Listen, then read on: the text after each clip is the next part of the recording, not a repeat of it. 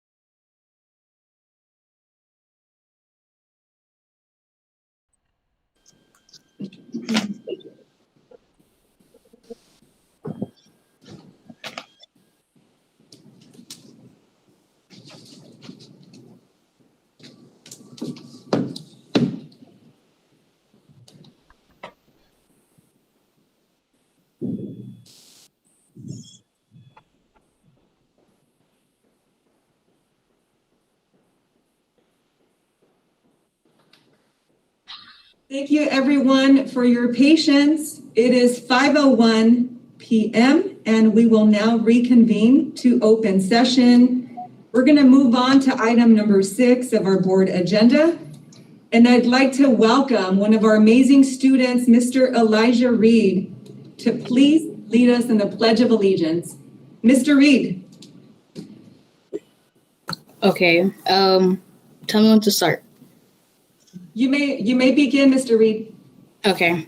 I pledge allegiance to the flag of the United States of America and to the republic for which it stands, one nation, under God, indivisible, with liberty and justice for all. Thank you. Thank you, Mr. Reed. We appreciate you. We're moving on to item number 7. Ms. Montenegro, please call the roll. Yes, Board President Dr. Carlos McGee, Present. Board Vice President Margaret Turner Evans, Present. Board Member Naomi Hammonds, Present. Board Member Brandon Myers, Present. Board Member Ernesto Castillo, Present. Dr. Erica Torres, Present. Dr. Bernadette Lucas, Present. Ms. Hedia Kajabi, Present. Mr. Rafael Guzman, Present. and Mr. Norberto Perez. Present. Thank you. Please be informed that Spanish language interpretation is available during this meeting. Ofrecemos interpretación al español durante la junta. Gracias. Thank you so much, Ms. Montenegro. We're moving on to item number 8. I hereby adopt the agenda with no modifications. Next on our board agenda is item number 9, recognitions. And this is one of our favorite parts of our board agenda, board and community. It is my honor to present Dr. Lucas, our Chief Academic Officer, and she's going to get us started with our student spotlight. Dr. Lucas, welcome. Thank you so much, Dr. Torres. And as Dr. Torres shared, I think we all share that sentiment. This is absolutely the highlight of any board agenda. With that, I'd like to transition to Dr. Saba Araya, Principal of City Honors, as she facilitates our student spotlight this evening, where we honor and recognize the absolute excellence of our students. Thank you, Dr. Lucas, and good evening, Dr. Torres, board members, community members, and everyone else on the call, and to Jacoby. So I just want to get started and talk a little bit about Jacoby. So Jacoby actually came to us from a local high school, which is Sarah High School, and we are so proud that happened.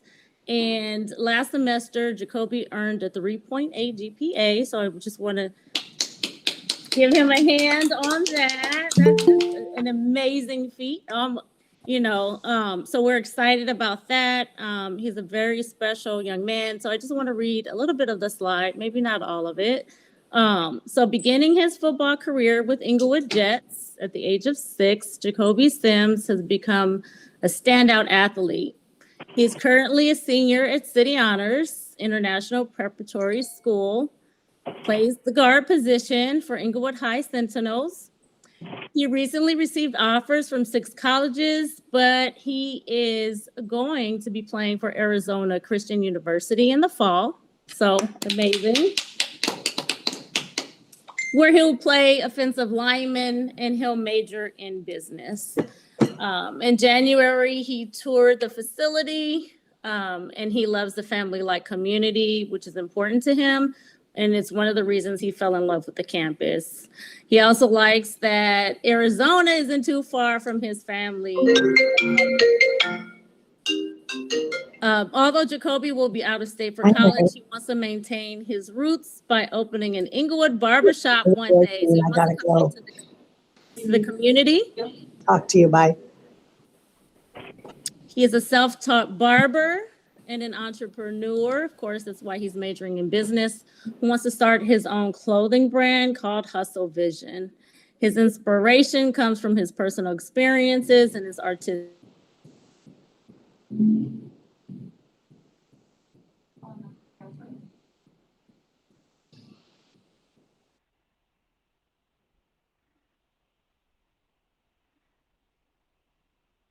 I'm going, Dr. Torres, if it's okay, may I pick up where Dr. Araya left off, just because I think she's frozen? Yes, please. Thank you, Dr. Lucas. Absolutely. The inspiration behind his brand comes from his personal experiences and his artistic skills. Growing up, Jacoby sometimes struggled in school, but later realized the importance of staying motivated to be his best, which is why he plans to include inspiring messages on his brand pieces. He hopes to spread this positive message to everyone who sees it. In addition, he also enjoys drawing and wants to use his original designs for his clothing brand. Dr. Raya, please take back over. I'm on the last paragraph. Thank you. So Jacoby loves his city, the city of Inglewood, and he has bettered his community through, of course, community service, mentoring local youth at Boys and Girls Club, as well as volunteering at the Red Cross. And Jacoby has this advice to share with his fellow students: no matter what you have been through, never give up. And I just want to say again, we're so proud of Jacoby. He brings the spirit that we love at City Honors, which is career and college. And so I just want to wish him well in the fall, and of course, continuing on for the remaining of the school year. So thank you so much, Jacoby, for being an outstanding student and a stellar football player. Thank you. Thank you, Dr. Lucas. Thank you, Dr. Raya. And congratulations, Jacoby. What an outstanding young man. Thank you.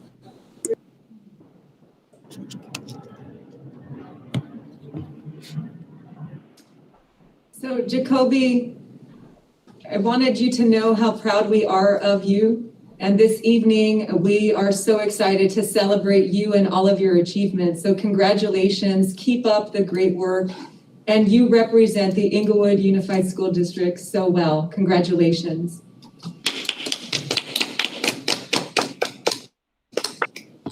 Thank you, guys. I'm going to ask our board if they have any questions or comments of our amazing student. We'll begin with Dr. McGee, our board president. Okay, and I'll start with our board vice president, Ms. Evans. Do you have anything to share? Oh, Jacoby, I just saw you. I just listened to all the wonderful things about you, and you have your own clothing line. You're a football player. I'm just looking at the dollars. Ka-ching, ka-ching. Yes, indeed. Don't forget where you came from. Don't forget your friends. But I am so proud of you. My goodness gracious. Congratulations. Thank you. Thank you so much. Thank you, Ms. Evans. Mr. Myers? I sure do have a comment. Jacoby, Jacoby, Jacoby. That's all I kept sharing over here as you were being, marveled about. Listen, young man, keep it up. Don't stop. Do your best. Whatever it is, do your best, which is always sufficient enough, as long as it's your best. My best to you, man. All right? Yes, sir. Thank you. I'll see you, and I'll be grabbing some material from you. So I'll look forward to seeing some of your material. All right? Yes, sir. Thank you, Mr. Myers. Mr. Castillo? Thank you, Dr. McGee. Jacoby, congrats once again. That energy, that ambition you show, that's Inglewood. That's all Inglewood's about. So I'm excited to see you keep representing for the city. Excited to hear. I'm also City Honors alumni, so I'm excited to see another great City Honors alumni, and keep up the great work. Yes, sir. Thank you. Thank you. Ms. Hammond? Thank you, Dr. McGee. Just want to say we're so proud of you, Jacoby, and keep it up. And we're looking forward to seeing you in the future. Thank you so much, Ms. Hammond. And I'm just going to add to that, Mr. Sims, I want one of those brand T-shirts, sweatshirts, hoodies. I want it because I know that your message is going to be inspiring. I like the fact that you have a Christian base, and with that, you will always be protected. Thank you so much for representing Inglewood Unified School District. You're doing the most, and you're setting the example for those to follow. Thank you. You're welcome, man. Thank you. So congratulations again, Mr. Sims, on behalf of the Inglewood Unified School District. We are so proud of you. Thank you. Board members and community, thank you. Board members and community, we are moving on to item 9B of our board agenda. This is an opportunity for us to honor our amazing students, staff, and parents. And this evening, we will be honoring students, staff, and parents, Worthington Elementary School. I'm going to ask Dr. Lucas to please get us started. Well, as we always say, the joy continues. Our district is centered around students and the people who serve and support them. It will always take a village. And tonight we start with celebrating the Worthington Village. So, Mr. Gregory. Thank you. Thank you, Dr. Torres, Dr. Lucas, and Cabinet. Great to see you, Dr. McGee, and our entire school board and the entire Inglewood community. Thank you, and congratulations to you, Jacoby. Very nice to see you getting this recognition today. Thank you, Mr. Greg. No problem. So I just want to begin. It's always a pleasure to have this opportunity to be able to acknowledge all these amazing people that are doing amazing things, especially this year during the pandemic, when there's a lot of things that maybe aren't going the way they normally do.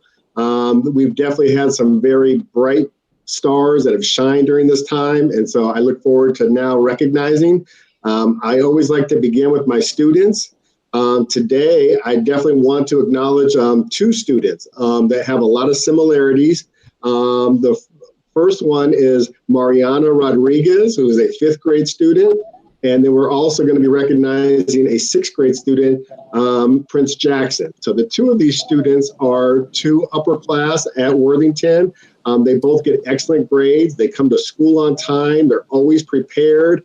Most of all, they love participating in class. When a lot of kids get shy on Zoom, these are the two students that are the first ones to volunteer to read aloud to the class. They add a lot of excitement. They're always engaged. They have excellent work habits, and their grades are just really awesome. So I see the first award was for Prince Jackson. He's really just come such a long way as he's maturing as a 6th grader. So congratulations to you, Prince. And the other one is Mariana Rodriguez. And again, they are both phenomenal students. She's a 5th grader at our school. So I do get to have her for another year. And she just adds so much brightness to every Zoom meeting that she's in. So congratulations to you two students for really making the class a better place. All right. Now I'll wait to see who the next certificate says. Oh, Adela Rogers. So Adela Rogers, this was tough to really pick some of my employees because I feel like all my teachers have really gone above and beyond. Adela Rogers is my instructional coach, and she's just done a phenomenal job, not just this year, but every year. So we've had a couple of new teachers that she's helped train and bring into the district to give them plenty of support. She's worked with our entire staff. You know, being during this pandemic, everything is in a virtual world. A lot of our teachers were really struggling, learning all the different platforms that are available. Well, Adela makes herself available, not just during the school hours, after school hours. She does workshops, trainings. She's always behind the scenes working with me in professional development and just how we can make Worthington a better place. But Adela Rogers is not just great for Worthington, she's great for the Inglewood community. So I'm just so grateful to have her working with me, and just keep up the great work, Adela. Very, very happy to have you on board. The next person is Anna Yorba. She is the office manager. She is the glue to Worthington School. She has been there for so many years. She was telling me all the different bosses she's had, and she really makes sure nothing ever misses a beat. She is the most organized person I've ever met. Every time I have an idea or a thought and I come to her, it seems like she's already had that same thought and idea, and she's already hit the ground running. No matter what I need, whenever I need it, she's always available. Just an amazing manager. She oversees a lot of my classified staff too. And they're just such a great team. And I really got to give her all the credit. Such a dedicated employee to the district. Has been here many years. She probably doesn't want me to mention how many years, but Anna, it's wonderful working with you. When I came to the school, I didn't have an assistant principal. but honestly, Anna Yorba is like having a co-principal there. So she helps me run that school, and I couldn't do it without you. So thank you, Ms. Yorba.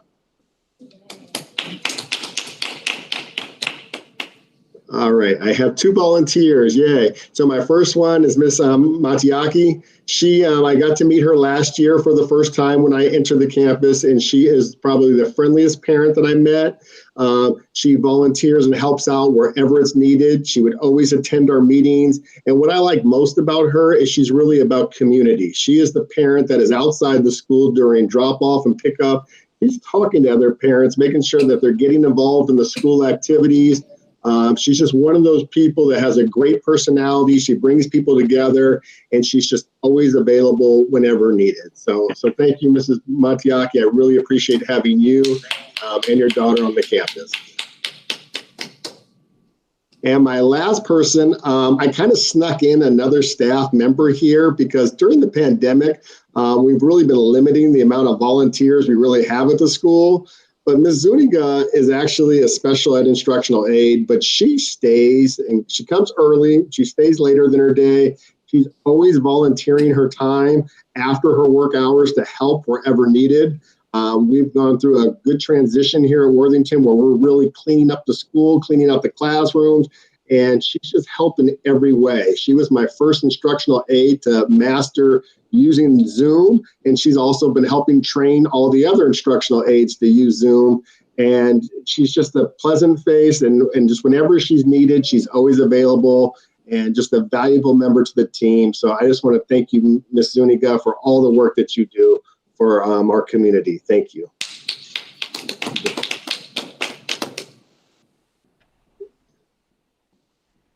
Thank you so much, Mr. Gregory. Dr. Lucas, would you like to proceed with the next set of recognitions?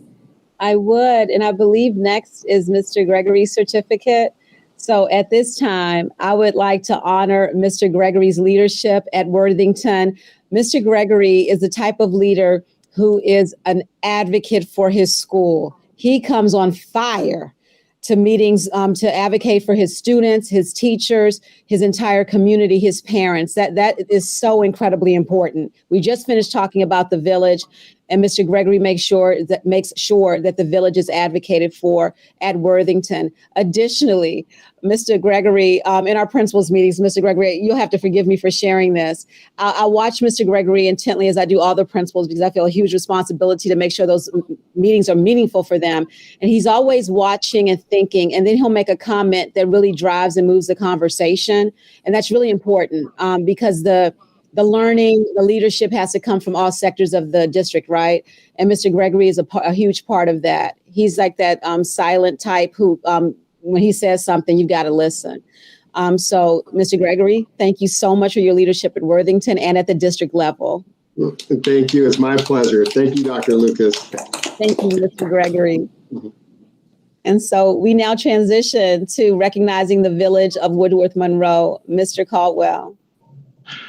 Thank you, Dr. Lucas, and good evening, Dr. Torres, Dr. McGee, esteemed board members and cabinet. It's my great honor tonight to lift up a number of our Mariner family members this evening for outstanding contributions to Woodworth Monroe. And so first, we'd like to recognize Ms. with us throughout the pandemic. Ms. Pentino has been a go-to parent in Ms. Thompson's second grade class.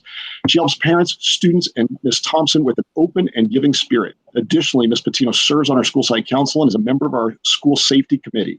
Last year, you may recall, she helped us to form the Mariner Makeover crew and literally and physically invested her time and effort in making our school a better place for our students and staff. Congratulations, Ms. Pentino. Next, I'd like to recognize Mr. Joe Piku. Mr. Piku's daughter, Joelle, is an 8th grader with us. Mr. Pico also serves on our school site council and our school safety committee. He, too, was part of our inaugural Mariner Makeover crew. Mr. Piku's commitment to IUSD and to Woodworth Monroe go back a long time. He served as a lieutenant in the school police department, and Mr. Piku is entirely appreciated by all who have the pleasure of serving with him to support our students and school districts. Anytime I call, he's ready to step up and do whatever it takes at Woodworth Monroe. Congratulations, Mr. Piku. Now I'd like to lift up two of our teachers. First, I'd like to acknowledge Miss Angela Nadozi. Ms. Nadozi serves some of our most specially abled students in our moderate severe special education class. Her class is always warm and welcoming, and her smile is consistent and contagious. You may recall I wrote about this in one of my Friday letters. Additionally, Ms. Nadozi serves on our instructional leadership team and is focused on improving learning outcomes for all of our students. Her focus on instruction and learning outcomes are consistently evident in her contributions to ILT. Like any of our best educators, Ms. Nadozi is always seeking to improve her own practice. And I love popping into her class. It's my go-to place when I need to have that lift as a principal. I go into her class and I always feel better. Now I'd like to recognize Mr. Bouch. Mr. Bouch is a Mariner through and through. Dr. Torres, you'll recognize him as she actually got talked into participating in one of his family Friday workouts when she visited our campus one day. Mr. Bouch has always worked to ensure our students are healthy physically and emotionally. This has been extra apparent during our distance learning. He has a large PE classes that necessitate 2 ViewSonics. Thank you, Ms. Wheeler, for that, so that he can see all of the kids in his classes. Mr. Bouch serves on our ILT and school site council. Mr. Bouch models building student leadership capacity by having student fitness leaders in each of his classes. He is constantly giving to our students, staff, and community. We're lucky to have him at Woodworth Monroe on our team. Now I'd like to turn our attention to a couple of our students. We'd like to recognize Jerusalem Isekas. Jerusalem is an 8th grader with us. She's involved in MESA and is our ASB president. Dr. Torres and cabinet and board, you will recall that this young lady had the leadership presence to speak in front of the board at the beginning of the school year. It's not an easy thing to do. We look forward to great things from this young lady as she's already demonstrating strong leadership skills in her daily life and does very, very well in school. Next, I'd like to lift up Marco Perez. Congratulations, Jerusalem. Next, I'd like to lift up Marco Perez. He's a 5th grader at Woodworth Monroe, and Ms. Kudron, his teacher, says this of him. He is an extraordinary student who has demonstrated outstanding leadership and dedication to his work. Marco is focused and responsive, always striving for personal and academic excellence. His friendly attitude and positivity greatly contribute to how well he is able to collaborate with other students. He is an absolute joy to have in class. Now we have a special recognition tonight, and thank you, Dr. Torres, for allowing us to do this. We'd like to lift up Ms. Shanika Russell-Smith and our MESA team. This past weekend, Ms. Smith led our MESA team in the UCLA prelims. That's the preliminary competition.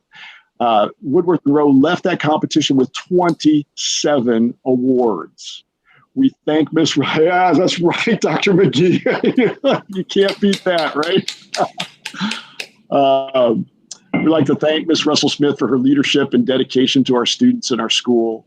Under her leadership, MESA has remained a powerhouse of a program at Woodworth Monroe for many, many years, and in Inglewood Unified and in our district. We'd also like to publicly acknowledge all of the student competitors for their outstanding performance in this prestigious competition. Again, UCLA puts this on. You know, Ms. Russell-Smith brings our kids to that, drives them. They give up a Saturday. She gives up a Saturday to make this happen. We're so proud and excited to have this program at Woodworth Monroe. We appreciate the board and Dr. Torres and cabinet, continuing to support those efforts at our school. Thank you very much. We're so pleased to be able to honor all these folks publicly with your support. Dr. Torres, please forgive me. Because Mr. Caldwell was so excited about the MESA presentation, we didn't get to his certificate. May I take a moment to recognize his leadership? Please. Yes, Thank please. you.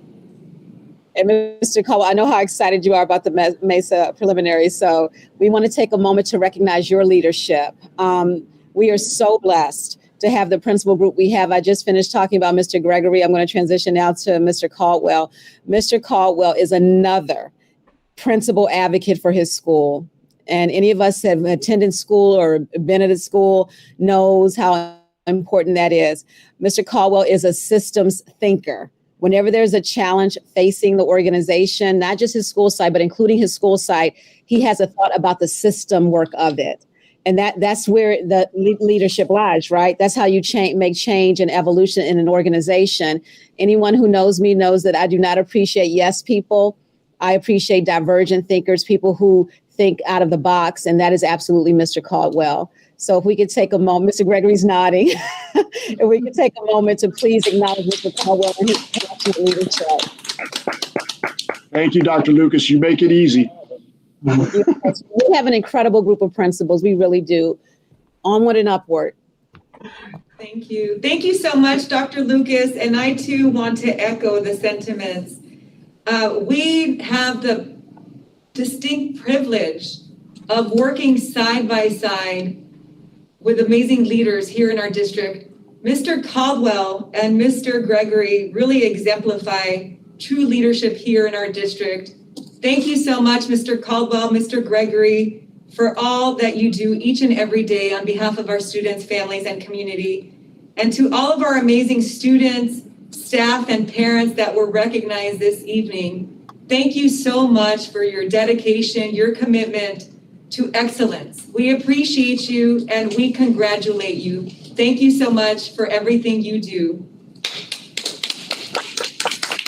We're going to open it up to our board members. If they have any questions or comments, let's begin with our board president, Dr. McGee.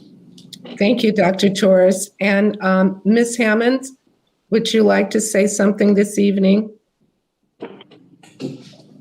Yes, I'm so proud of all of the certificate of recognition, and also to the two principals, Mr. Caldwell and Mr. Gregory.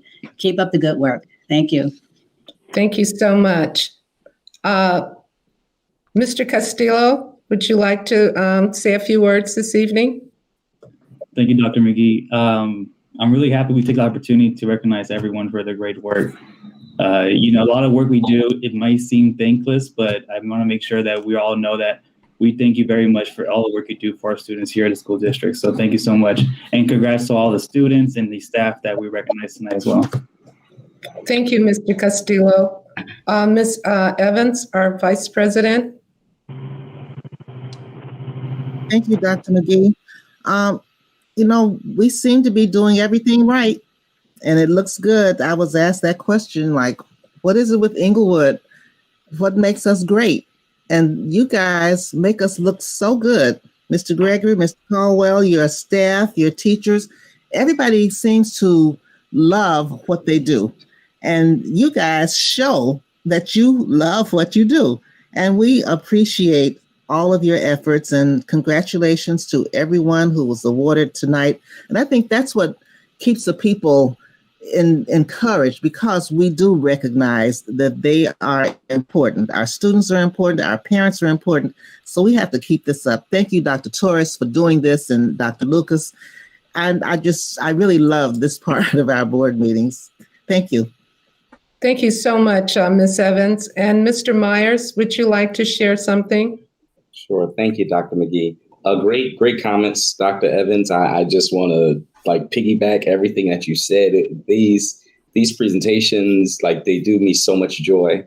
Mr. Gregory, you do an amazing job. Every time I see you, I try to give you as much praise and rave as I can, just to let you know how much you appreciate it. Mr. Caldwell, amazing job, sir. I know I just recently met you, and yes, the spirit, the bond is there. I get it. I introduced you to my mom, so you're a very important person, I tell you. The Mesa Award, I'm speechless. Dr. McGee, you can take it from there. I'm speechless. Go ahead. Thank you so much, Mr. Myers. Well, I'm going to start with Mr. Gregory, because I think we go back the furthest. And when you say it takes a village, Dr. Lucas, I know he's a part of that village. We have had some knockdown dragouts, but at the end of the day, I know his commitment.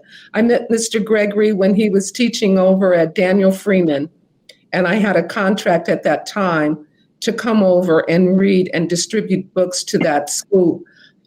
And they were only allowed to see me one time. And I was asking questions, And these kids were answering so profoundly. And I said, wait a minute, have you guys been in here? Mr. Gregory was hiding in the back. He had brought his kids in for a second time. I attribute that to me being a great storyteller, but I've never forgotten that because it just says when a principal or a teacher recognizes something that their students can benefit from, they're going to do everything to make sure that they have that involvement. So, Mr. Gregory, to you, your parents, your students, and the community that you serve, I just say congratulations and kudos because you have accepted every little nugget that I bring, be it tennis, it doesn't matter. You say, yes, I'll take it. And to Mr. Caldwell, I serve on the Concerned Citizens Initiative. And as you know, we dropped off some goodies for your students for the Mesa. So I hope that they were distributed well. And we also came by with In-N-Out Burger just to have a burger day to let your students and the community know that we see the work that you're doing, and we're going to try and get around to all of our schools. And I want to thank our board members that showed up, and that was our Vice President, Margaret Evans, and Mr. Myers. They got a chance to see those little babies that were missing. And it was it was very emotional for me because I hadn't seen them in a long time. The campus is absolutely gorgeous. And we continue to say to your students, your parents, and the community that you recognize this evening, just continue to do the work and our children will continue to be the best. Thank you both so very much. Thank you, board members. We appreciate your comments. And again, congratulations to all. Board members and community, we're going to move to item 9C, employee recognitions. And so next on our agenda, we have the honor of recognizing our amazing employees. And I am going to ask Ms. Aba Ingisa, the president of the Inglewood Teachers certificates of appreciation to our teachers for their outstanding work. Good evening, Dr. Torres. Thank you very much. Good evening, Dr. Torres, Cabinet, members of the audience. IT leadership would first want to say that IT leadership thanks all of our members, students, parents, classified, and management. We've been working with collaboratively to create a better, pretty much not a better, but a great Inglewood. Our ITA leadership team a couple of months ago created our Union Chats Think Tank forums, where our members can come and participate as visionaries and what we call solutionaries. It's not a place where people come and complain, but rather where people come and find solutions, give suggestions to issues. And it can be anything from how you use Cami to, anything pretty much. We've had a really great response to that, and we have teachers coming and supporting each other. And we want to thank the cabinet for listening to the result of these meetings and beginning to make some of the implementations. For example, the tech hub for testing and the tech hub for certain items that the district sends us so that the teachers can go there directly and access it. And these are some of the solutions the teachers have come up with, and there'll be more. And so we wanted to first say thank you to that. So now the first person that we would like to recognize is Mrs. Rocio Jimenez Sanchez. She is a teacher at Bennett Q, and Rocio received her master's and bachelor's degree in elementary education from Cal State Dominguez Hills. She's a Google certified educator, and she's been teaching at Bennett Q for over 21 years. She says that as a child, she migrated to the United States from Mexico, and she attended Inglewood schools, which is great. She's not only a former Bennett Q teacher, but she also attended Monroe and Morningside. She's taught every grade from first to fifth, and she's enjoyed every grade, and she's currently teaching fifth grade and loving it. She believes in Inglewood schools because she attended the schools. However, she says that she believes that the only way to have success in all of our schools is for the union and district to work together. Helen Keller once said, "Alone we can do so little, together we can do so much." Rocio is one of the teachers that believes that it's important for all the unions, management, everybody to work together if we're going to turn this district around. She believes that education is the key to success. And she says, like Nelson Mandela said, education is the most powerful weapon which you can use to change the world. She loves teaching because that's how she's going to change the world. And when you speak to her students and her colleagues, you know that she's truly a dedicated teacher. And so we'd like to recognize her tonight. And not only is she a dedicated teacher, but she's also a dedicated union member, active union member. Our next member we would like to recognize is Justina Lupiton, who teaches at La Tierra K-8 Academy of Excellence Charter School. She's been teaching in Inglewood for over 20 years, and she's had the privilege, she says, during the time she was teaching, to acquire not only a teaching credential, master's degree in educational administration, and an administrative credential, but she says it's an honor to serve as a teacher, a PAR panelist, gate coordinator. She's been on leadership teams, school site council, and she was a district elementary math coach, as well as an instructional coach in various other roles. At the heart of all these endeavors has been her love for our students and the desire to see their academics, as well as our teachers' practice, impacted by the highest quality pedagogy. She speaks about our recent Union Chats think tank forums and says that it has given teachers an avenue to express solution-oriented ideas and strategies.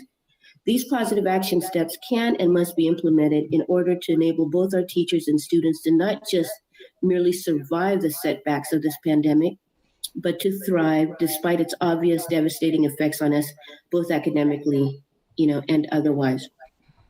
She says we must take courage and throw off the shackles of despondency while adopting a common sense approach to surmounting the academic hurdles this pandemic has placed in our path. Justina says that now is the time to come together and implement deliberate, targeted, and strategic steps that will enable both our teachers and students to triumph over the odds and give the students a real chance at the future they deserve. She says, armed with viable strategies we can collectively agree on, and we must do so with determination and an unwavering focus on attainable goals that we set, while we continue to hold both ourselves and our students to high expectations and standards. And this is why, after all, we chose and she chose to be an educator. She says that we are the key to our students' success, and we hold the future of everyone in our hands, and we must not fail them now. Justina was one of the teachers in our Union Chats think tanks forum who is constantly coming up with just amazing solutions. And when we start digressing, she has a way of bringing us back to no, we're here to talk about solutions, bring the issue up, but let's figure out what are solutions to this. So we would like to recognize Justina Olupitan.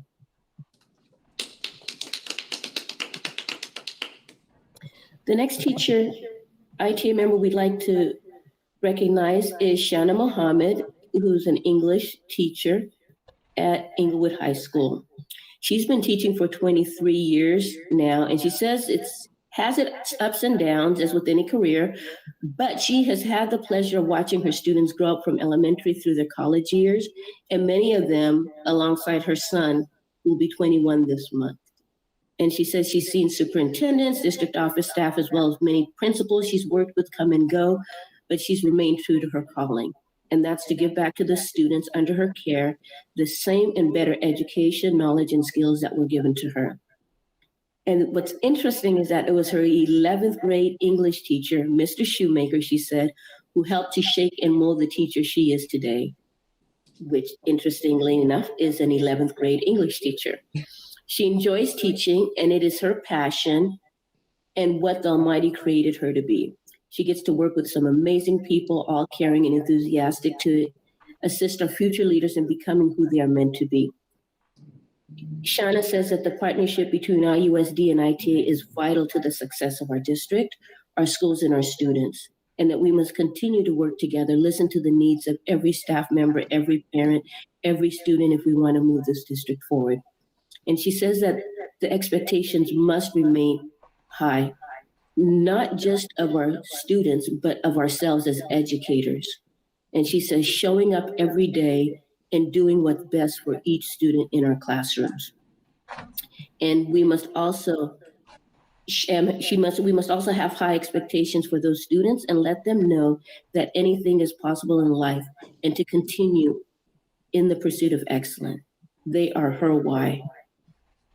Shanna Muhammad.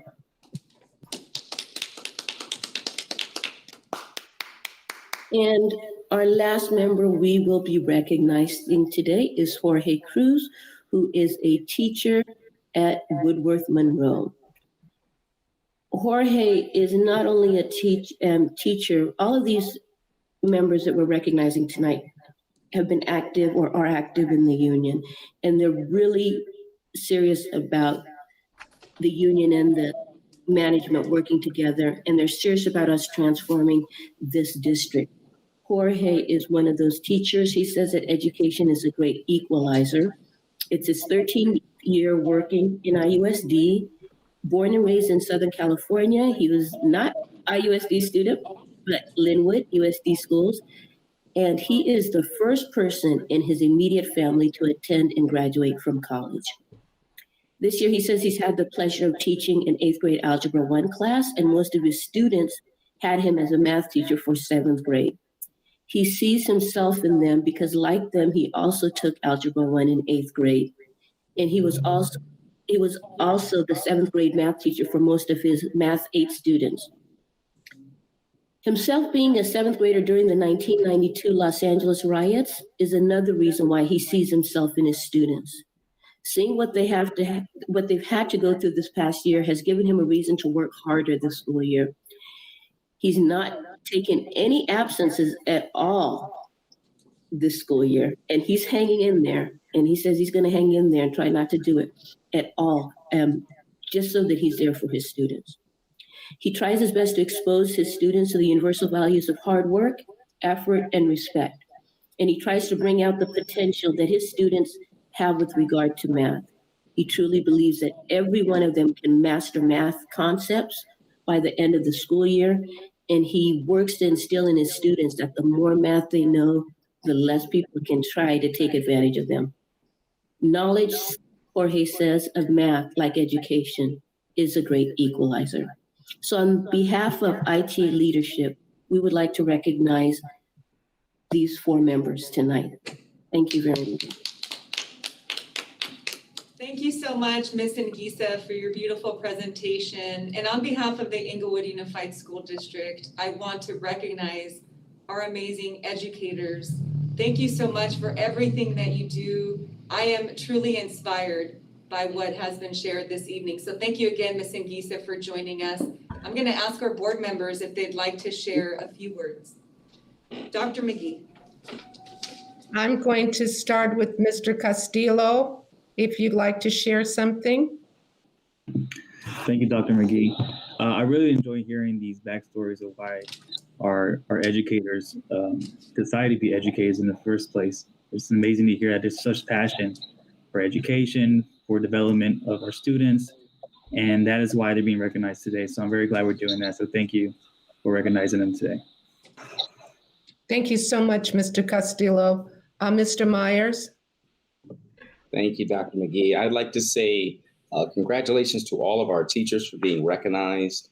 Way to go, way to represent Inglewood.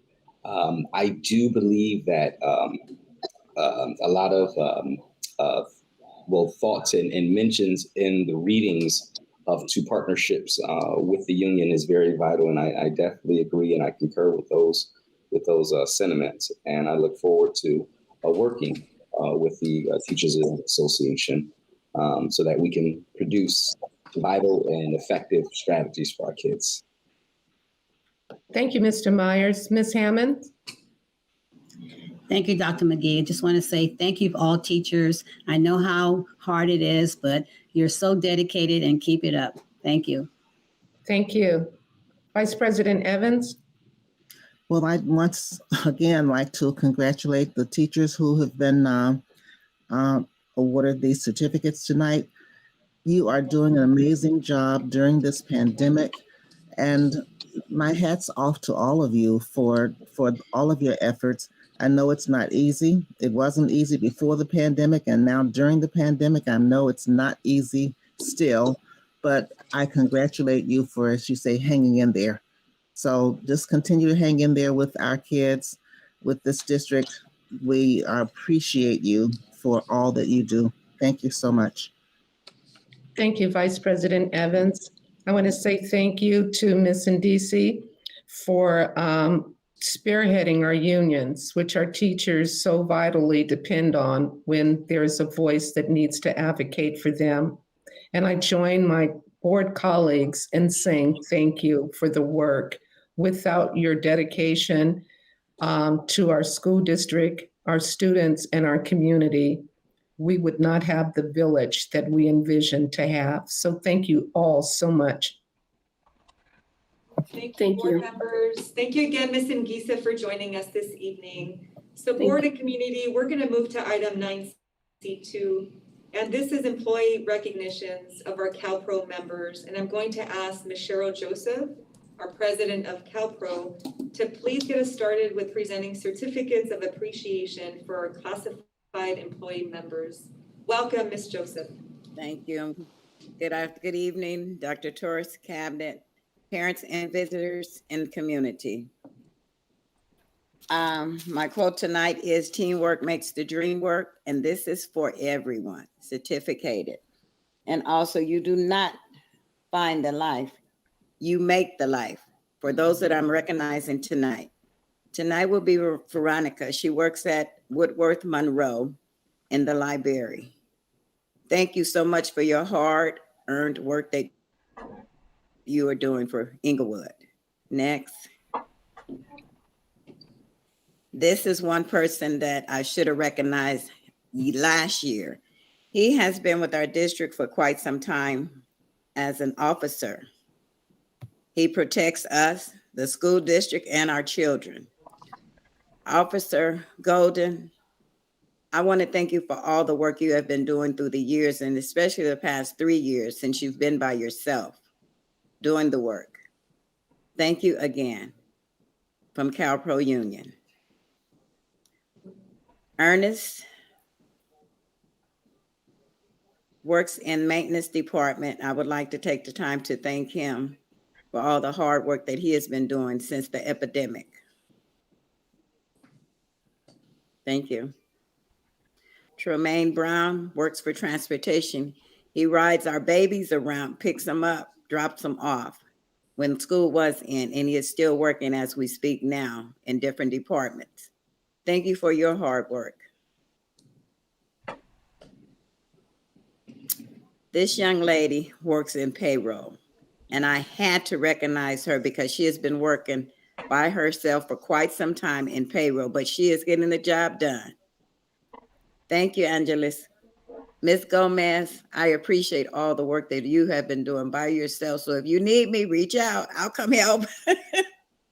Thank you, sweetheart. Next. Did I have another person? That is it. Thank you all for allowing me to recognize classified employees. And Ms. Abba, thank you. And teachers, I take my hat off to you all for the work that you guys have been doing also. Thank you again. Thank you so much, Ms. Joseph, and we appreciate you taking the time to honor our amazing classified employees. And I too want to extend my gratitude to all of our classified employees and to congratulate our employees that were recognized this evening. Thank you so much for everything that you do for our students, our families, and community. And also our board members, if you have any comments that you'd like to share, Dr. McGee. I'll start with Mr. Myers. Thank you, Dr. McGee. Ms. Joseph, I appreciate your presentations. I thank you. I thank you. I thank you for what you bring and how you recognize our staff. It is greatly appreciated. So thank you so much. And thank you to our staff. You all keep it up, please. Keep it up. Ms. Hammond? I want to say the same thing of what Brandon has mentioned. We really appreciate all the work that classified staff is doing, because without them, teachers won't be able to do their jobs as well. So thank you so much. Thank you, Ms. Hammond. Mr. Castillo? Thank you, Dr. McGee. Congrats to all those who received certificates tonight. Staff is so important for students as well. Inclusion of teachers and other staff. A lot of students have great relationships with a lot of staff members, like myself growing up in Inglewood Unified School District. So, thank you for everything you're doing to make the school whole. Thank you, Mr. Castillo. And I would just like to say, I echo all of the words that were given to those classified staff in recognition of the service that they provide. We could not have a school district without their dedication, because it's been said over and over this evening that it does take a village. And so I'm very grateful to the classified village for hanging in there.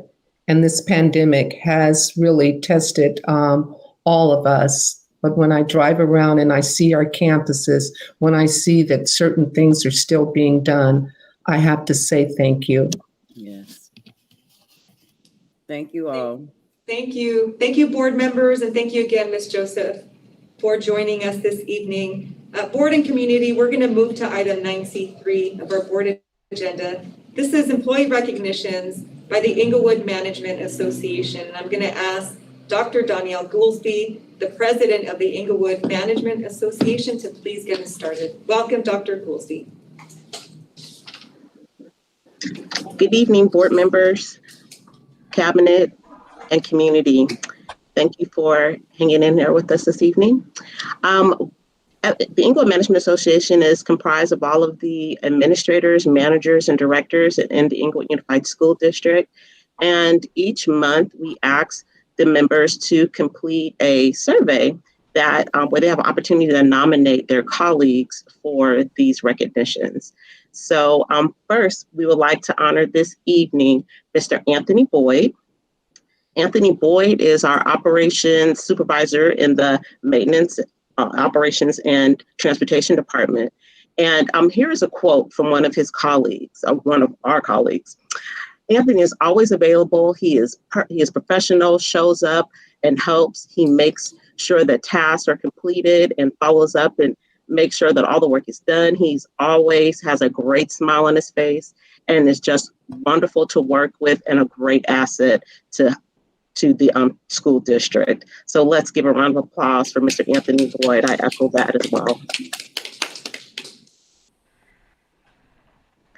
Our next recipient, and if I can take a moment of personal privilege with this recipient, Debbie Tate was my dance teacher when I was a student at Inglewood High School years ago. So it is most definitely an honor and privilege to be in the position now as an adult to honor my dance teacher, Miss Debbie Tate.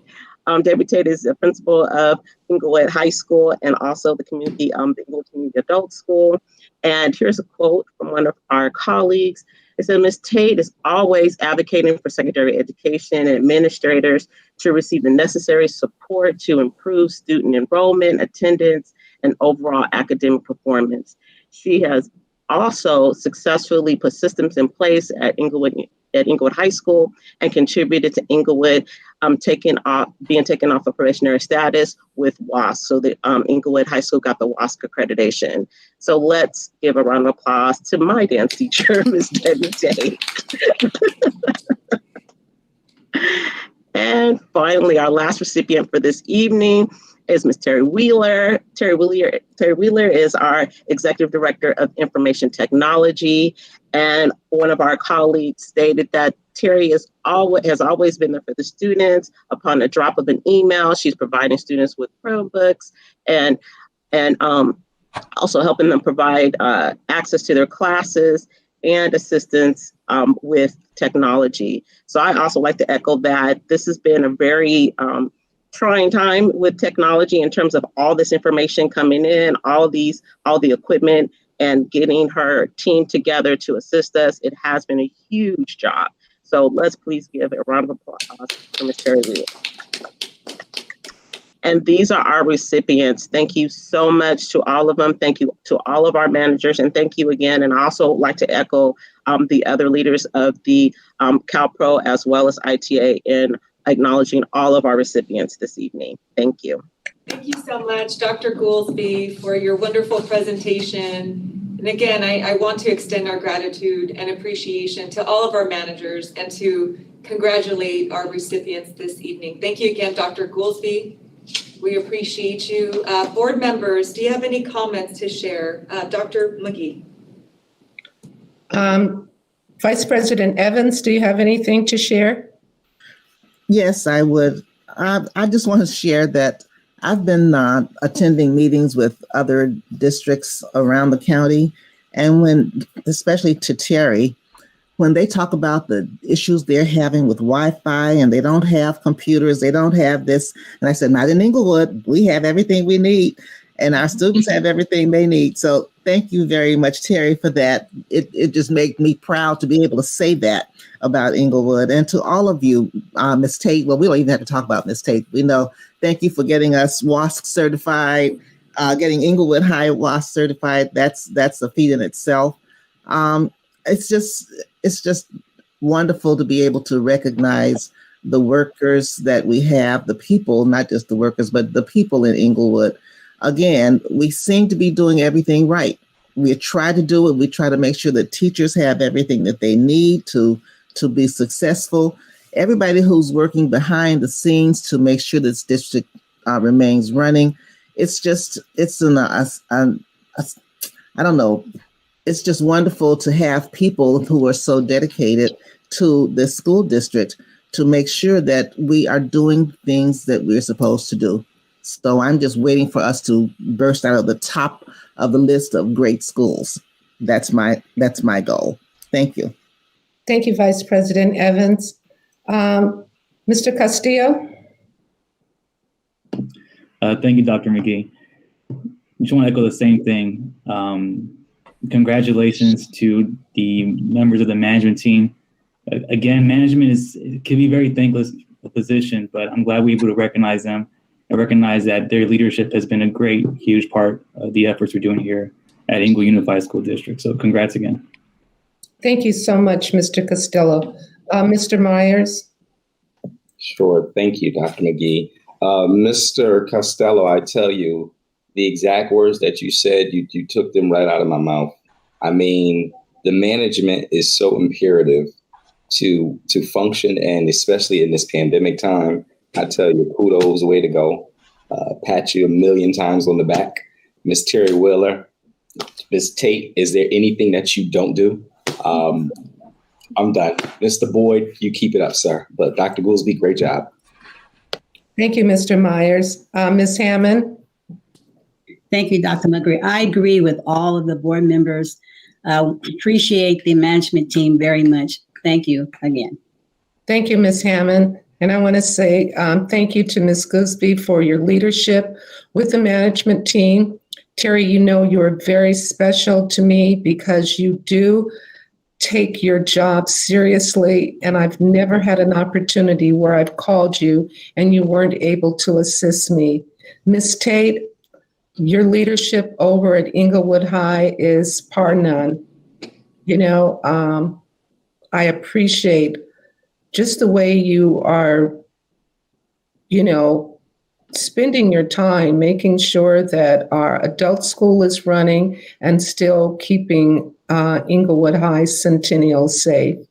And Mr. Boyd, I really appreciate you. I had an opportunity to work with you when I was trying to get the murals done over at La Tierra Middle School, and you were there.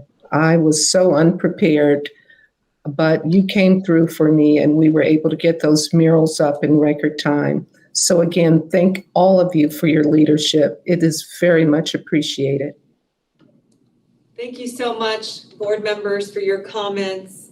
Congratulations again to our members of the Inglewood Management Association. Dr. Goolsby, thank you so much for joining us this evening. Board members and community, we're going to move to item 9D, and I have the honor of introducing our amazing board president, Dr. Carlis McGee, and she is providing us with a presentation on Women's History Month. Dr. McGee, welcome. Thank you so much, Dr. Torres. Most of the board members, well, Margaret Evans in particular, she knows that I like to add a little flair. Wasn't able to do it for Black History Month, but you know, I celebrate our accomplishments all year long. So we will have time moving forward. But this evening, I wanted to recognize our women board members, which is Ms. Evans and Ms. Hammond, and our cabinet members. This is Women's History Month, and when I look out and I see the sea of commitment that comes from these amazing, fabulous women and IUSD, I want to make sure that we are informed, that we are looking at the global picture of women making a contribution, and that we are looking to see how we fit in there. Because our children, our young girls are looking to us for guidance. So it is my honor. I believe Margaret sent this to Dr. Torres for International Women's Day, but I had to take this video and just give it a little more So with that being said, let's see this video.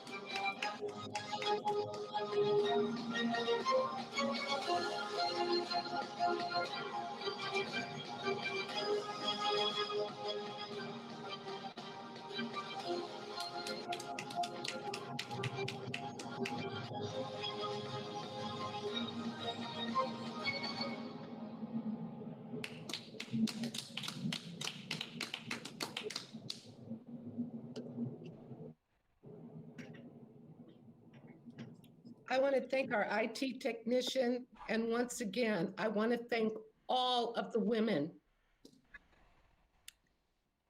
that make this district so incredibly great. Thank you, Dr. McGee. Thank you for adding to that. That was fabulous. Thank you for adding your touch. Dr. McGee, thank you so much for that beautiful recognition. You have touched all of our hearts, and I just wanted to say that we honor you and we appreciate you. And we are so grateful for the opportunity to provide support to all of our students and families. And I wanted to honor you as our board president and to say thank you for everything that you do. As I've mentioned before, you are only a phone call away.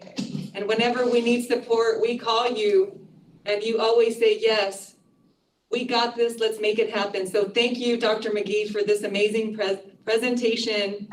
And I too am honored to be a part of this elite group. Thank you again, Dr. McGee. We're gonna open it up to our board members. Ms. Evans, would you like to get us started?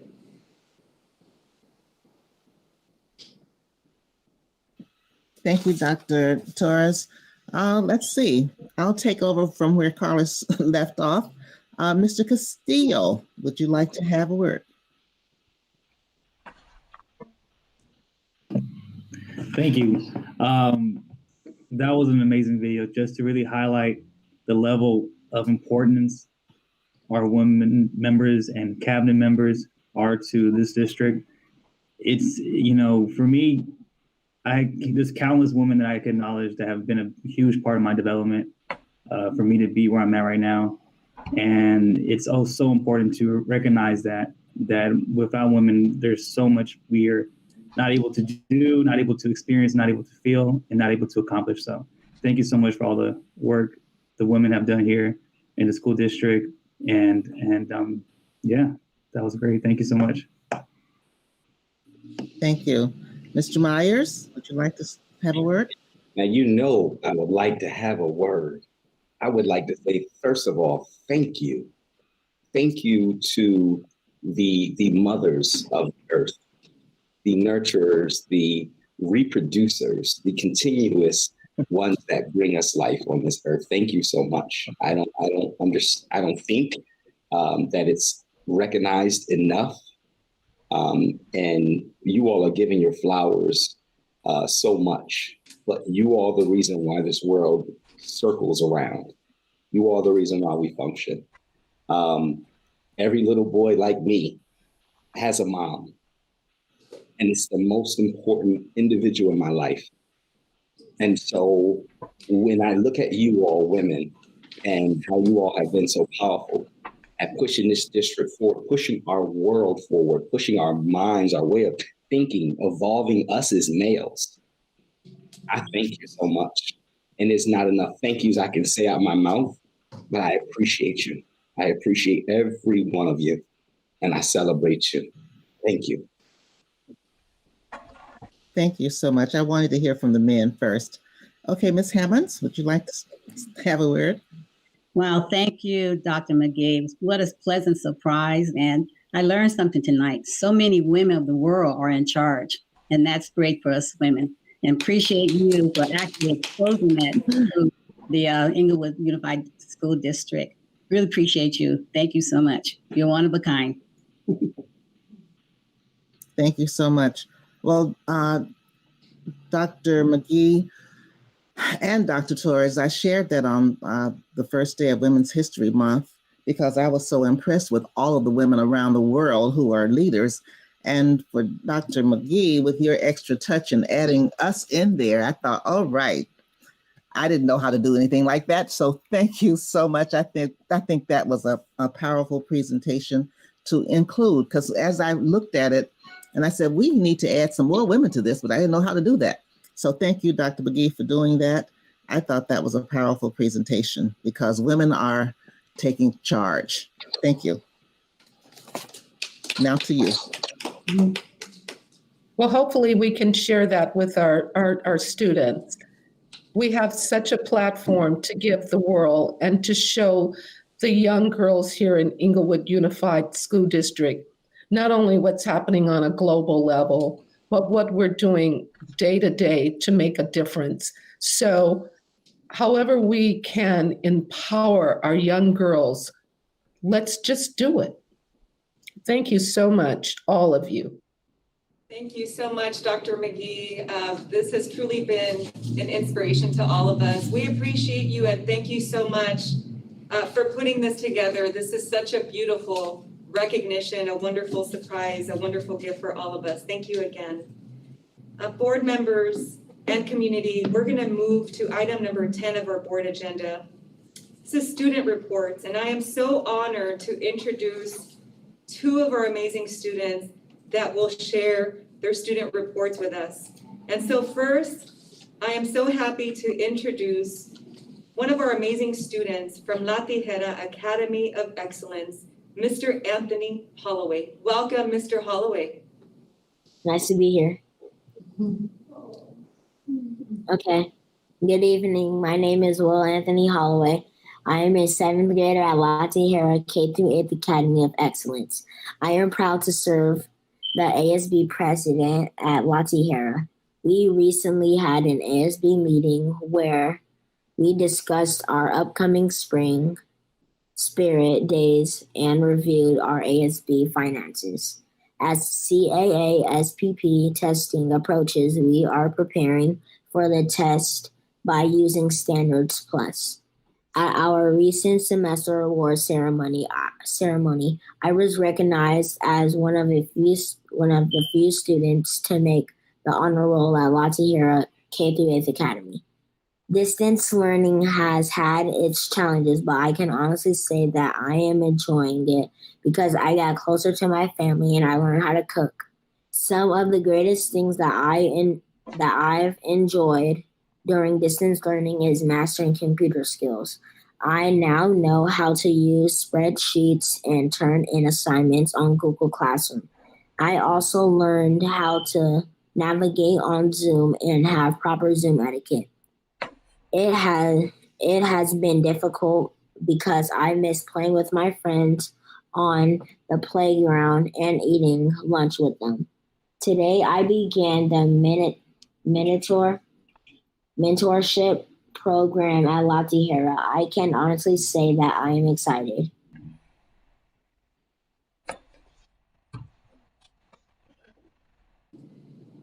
Thank you so much, Mr. Holloway, for sharing your student report with us. We appreciate you. Thank you. I just hold on just a second with us, okay? Thank you so much. Next, I am so honored to introduce one of our amazing students from Crozier Middle School, Mr. Elijah Reed. Welcome. Thank you. Hello, my name is Elijah Reed. I am a 7th grader at Crozier Middle School. Last year, I attended Kelso Elementary School. It has been very challenging attending school on Google Classroom. It just doesn't feel like organic learning. I miss my friends and I miss going to class in a building that is not from home. Here's the news. We have a new intern principal. Her name is Yolanda Mendoza. She has been here since January. She is calling absent students and trying to get more students to come to school. Many of our students are absent. The teachers and Ms. Mendoza would like them to attend more often so that they will not be left behind when we turn to normal school. We have 2 new wellness aides assigned to Crozier and City Honors. They make sure that everyone who visits or comes into the school is pre-screened for COVID-19 questions and has their temperature taken. They also disinfect doorknobs and counters every 2 hours or when someone leaves. They are a welcomed addition to our school. Crozier students are able to come to the school to troubleshoot their Chromebooks or switch them out. We have a technician Monday, Wednesday, and Fridays. Parents are also able to pick up hotspots for their students. I even have one myself. We are proud to announce that 11th through 7th graders and 28th graders made the honor roll only having A's and B's. We are also happy to announce that Jennifer Ibe and Maliva Villegas have perfect attendance from the beginning of school to present. 17 students have perfect attendance so far this semester. School to home, Taurus, Miss Thompson, and Mr. Rocio volunteering their time to assist parents and students with technology issues along with Miss Rush. Avid classes in 7th and 8th grade. MESA classes taught by Mr. Rocio. GEMS, Girls Empowered, Motivate, and Mentorship program led by Mrs. Orr and at Crozier. Wishing everyone a nice rest of your week. Thank you. So thank you so much, Mr. Holloway, Mr. Reed, for joining us this evening. I just want you to know that we think that you're amazing. You're doing great work. You're true leaders here in our district, and we're so proud of you. Thank you so much for your wonderful reports. We're so proud of you. I also wanted to extend my gratitude to Mr. Tilly and Ms. Mendoza for selecting you as our student leaders to present your report this evening. I'm going to open it up to our board members. If you have any comments for our amazing students, I'm so excited to see them with us this evening. Dr. McGee. Thank you so much, Dr. Torres. And I'm going to start with Mr. Castillo. Thank you, Dr. McGee. Mr. Reed, Mr. Holloway, great job. Flawless presentation. Very excited to see what you guys do in the future. I used to be ASB president myself, so I know you're going to continue doing that great leadership efforts for your students, and great job today. Thank you so much. Mr. Myers. Thank you, Doc. Thank you, Dr. McGee. Mr. Holloway and Mr. Reed, I tell you, you guys are so amazing. I feel so fortunate and blessed that you all are going to be taking over the future. Oh my goodness. I'm so excited. And Mr. Holloway, you have $1 million smile. Something about your smile, buddy. And Mr. Reed, your stature, you're amazing. You guys keep it up, buddy. I can't wait. But great information, great report. Thank you. And thank you for the transparency in the report. Thank you. Thank you, Mr. Myers. Ms. Hammond. Thank you, Dr. McGee. Just want to say the two gentlemen, you did a very good job on your report. Actually, I learned from both of you, from Mr. Reed and Mr. Holliday. Keep up the good work and keep going forward, okay? Great job. Thank you, Ms. Hammond. And Vice President Evans. Well, I just wanted to say to the two young men, thank you, Mr. Holloway and Mr. Reed, for your reports. We don't usually get middle school reports and elementary school and so forth. They usually are high school students, but I'm happy to see that you are giving the reports for your school. And like Ms. Hammond said, I learned some things tonight. Students, who've been missing school and what's happening with them, and students are still making A's and on the honor roll.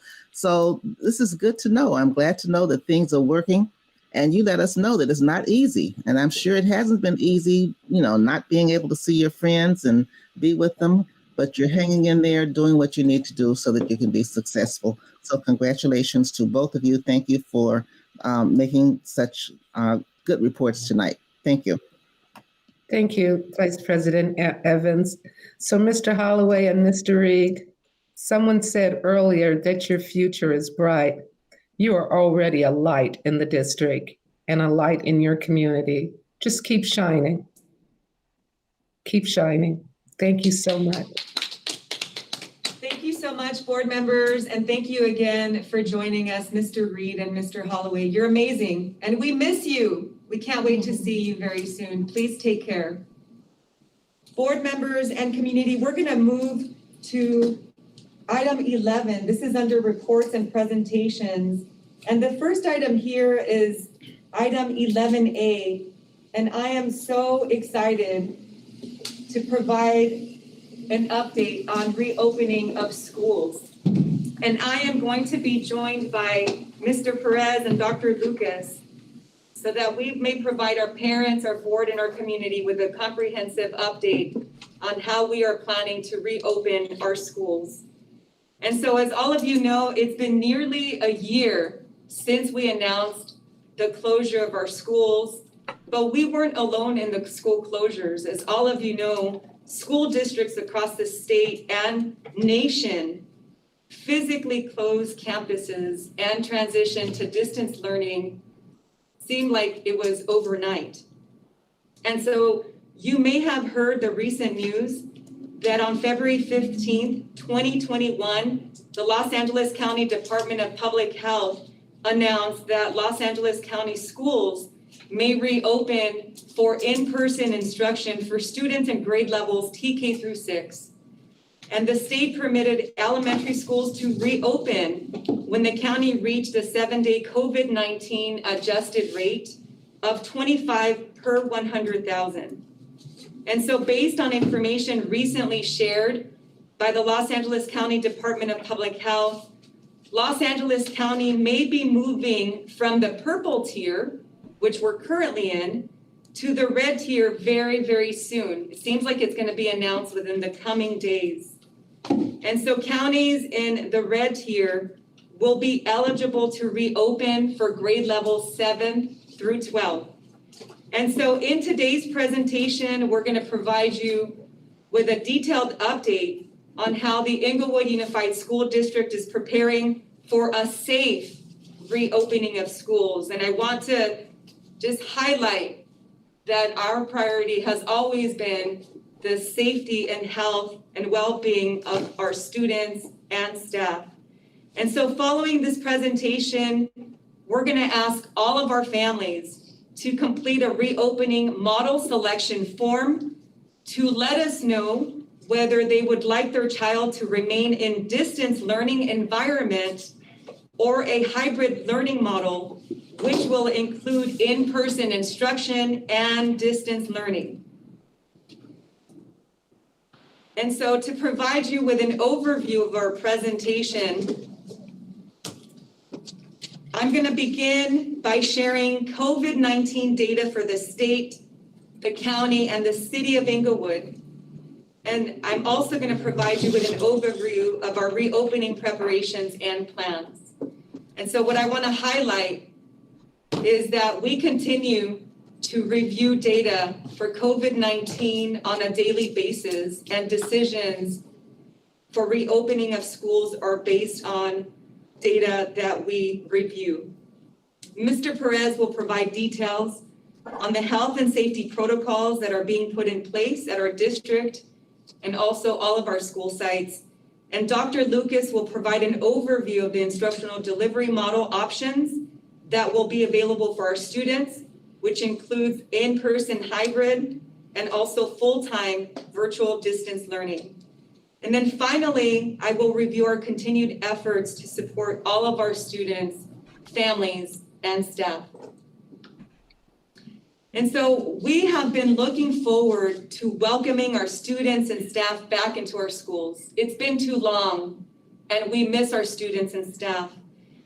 Since the pandemic, our highest priority has always been and continues to remain the health and safety of our students and staff, and also fostering a safe, welcoming, and nurturing learning environment for all. I want to take this opportunity to thank all of our board members, our executive cabinet, our parents, our students, our principals, all of our administrators, all of our teachers, and other certificated staff, all of our classified staff, the city of Inglewood, our council members, Mayor Butts, our community partners, for your endless support, especially during this pandemic. And I want to begin by highlighting some of the data. So the overall COVID-19 positivity rates have decreased in the state, and this is something that we hear about on a regular basis, and also in LA County. But it's important to note that there are disparities. And so this slide shows a comparison of the positivity rate, which is a 7-day average, between the state, the Los Angeles County, and the city of Inglewood. And so as you can see from this slide, the rate in our community is significantly higher, almost 10% higher compared to that of the entire Los Angeles County. And so I wanted to highlight for all of you our plans for safely reopening our schools. And so I believe and continue to believe that the health and well-being of all of our staff and students is the top priority. And so considering the number of COVID-19 positive cases, considering the fact that we want to make sure that we reopen our schools the safest way possible, we will implement a phased approach as we transition for reopening of schools for in-person instruction, and always with health and safety in mind. And so a critical part of safely reopening our schools includes ensuring that all of our staff members in the Inglewood Unified School District has access to vaccines. And so I'm really proud to share that our district has partnered with Beach Cities Health District to help lead our vaccination program for all of our staff. And we've shared this information with our community and with all of our staff as well. And so today, Inglewood High School was opened as a vaccine site for all of our district staff. And so our plan is to reopen our schools using a phased approach in alignment with our vaccine program. So I'll give you an example. Once our staff who support students in preschool or transitional kindergarten are offered the opportunity to get their vaccine, our plan will be to reopen our schools for those grade levels. And so as I mentioned, we're partnering with Beach Cities Health District, and all of our education staff became eligible to receive the COVID-19 vaccinations effective Monday, March 1st, 2021. And so staff can get their vaccines through Beach Cities, or they also have an opportunity, if they choose to do so, to be vaccinated through their own healthcare provider. And so the distribution through Beach Cities began the week of March 1st. And as I mentioned today, we opened our site at Inglewood High School. And the vaccines are available for all district staff, free of charge. And of course, this is voluntary for interested employees. I also wanted to share that we have partnered with Vital Medical Services to support contact tracing to identify positive cases and to provide testing of close contacts. And so this is a COVID-19 rapid antigen test and antibody test that we will have available. And this will help us to ensure a safe reopening, but also it will help us to ensure that we are able to report cases to the LA County Department of Public Health, and as needed to ensure that we can follow up whenever there is a positive case reported at any one of our school sites or offices. And so since the closure in March of 2020, we have been as a district extremely proactive to ensure a safe reopening.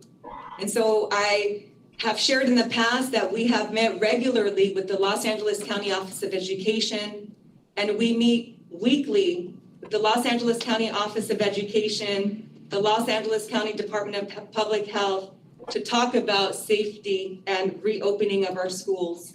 And what we're doing is we're rethinking the day-to-day use of our facilities and school operations to ensure that we limit staff and student exposure to COVID-19 in accordance with the latest public health information and best practices. And so in our presentation, Mr. Perez will go into more detail as it relates to how we're utilizing our space, what we're doing to move forward with cleaning and disinfecting of all of our schools and offices. He'll provide an update on ventilation and responses to a possible outbreak. And so based on the recommendations of the Los Angeles County Department of Public Health, our plan for reopening addresses safety measures in 5 areas. And the first area is around workplace policies and practices to protect employees and student health. The second one is measures to ensure physical distancing. Third is measures to ensure infection control. Fourth, communication with employees, students, and families of students and the public. And lastly, measures to ensure equitable access to critical services. And so for months, we work collaboratively with multiple stakeholders, including our board, staff, administrators, parents, students to take recommendations regarding the requirements of federal, state, and county public health to develop the Inglewood Unified School District Health and Safety Plan. And this plan describes in detail all of the protocols, procedures, and measures that our district is taking to ensure the health and safety of our staff and students. And so this plan can be found on the district's website at inglewoodusd.com.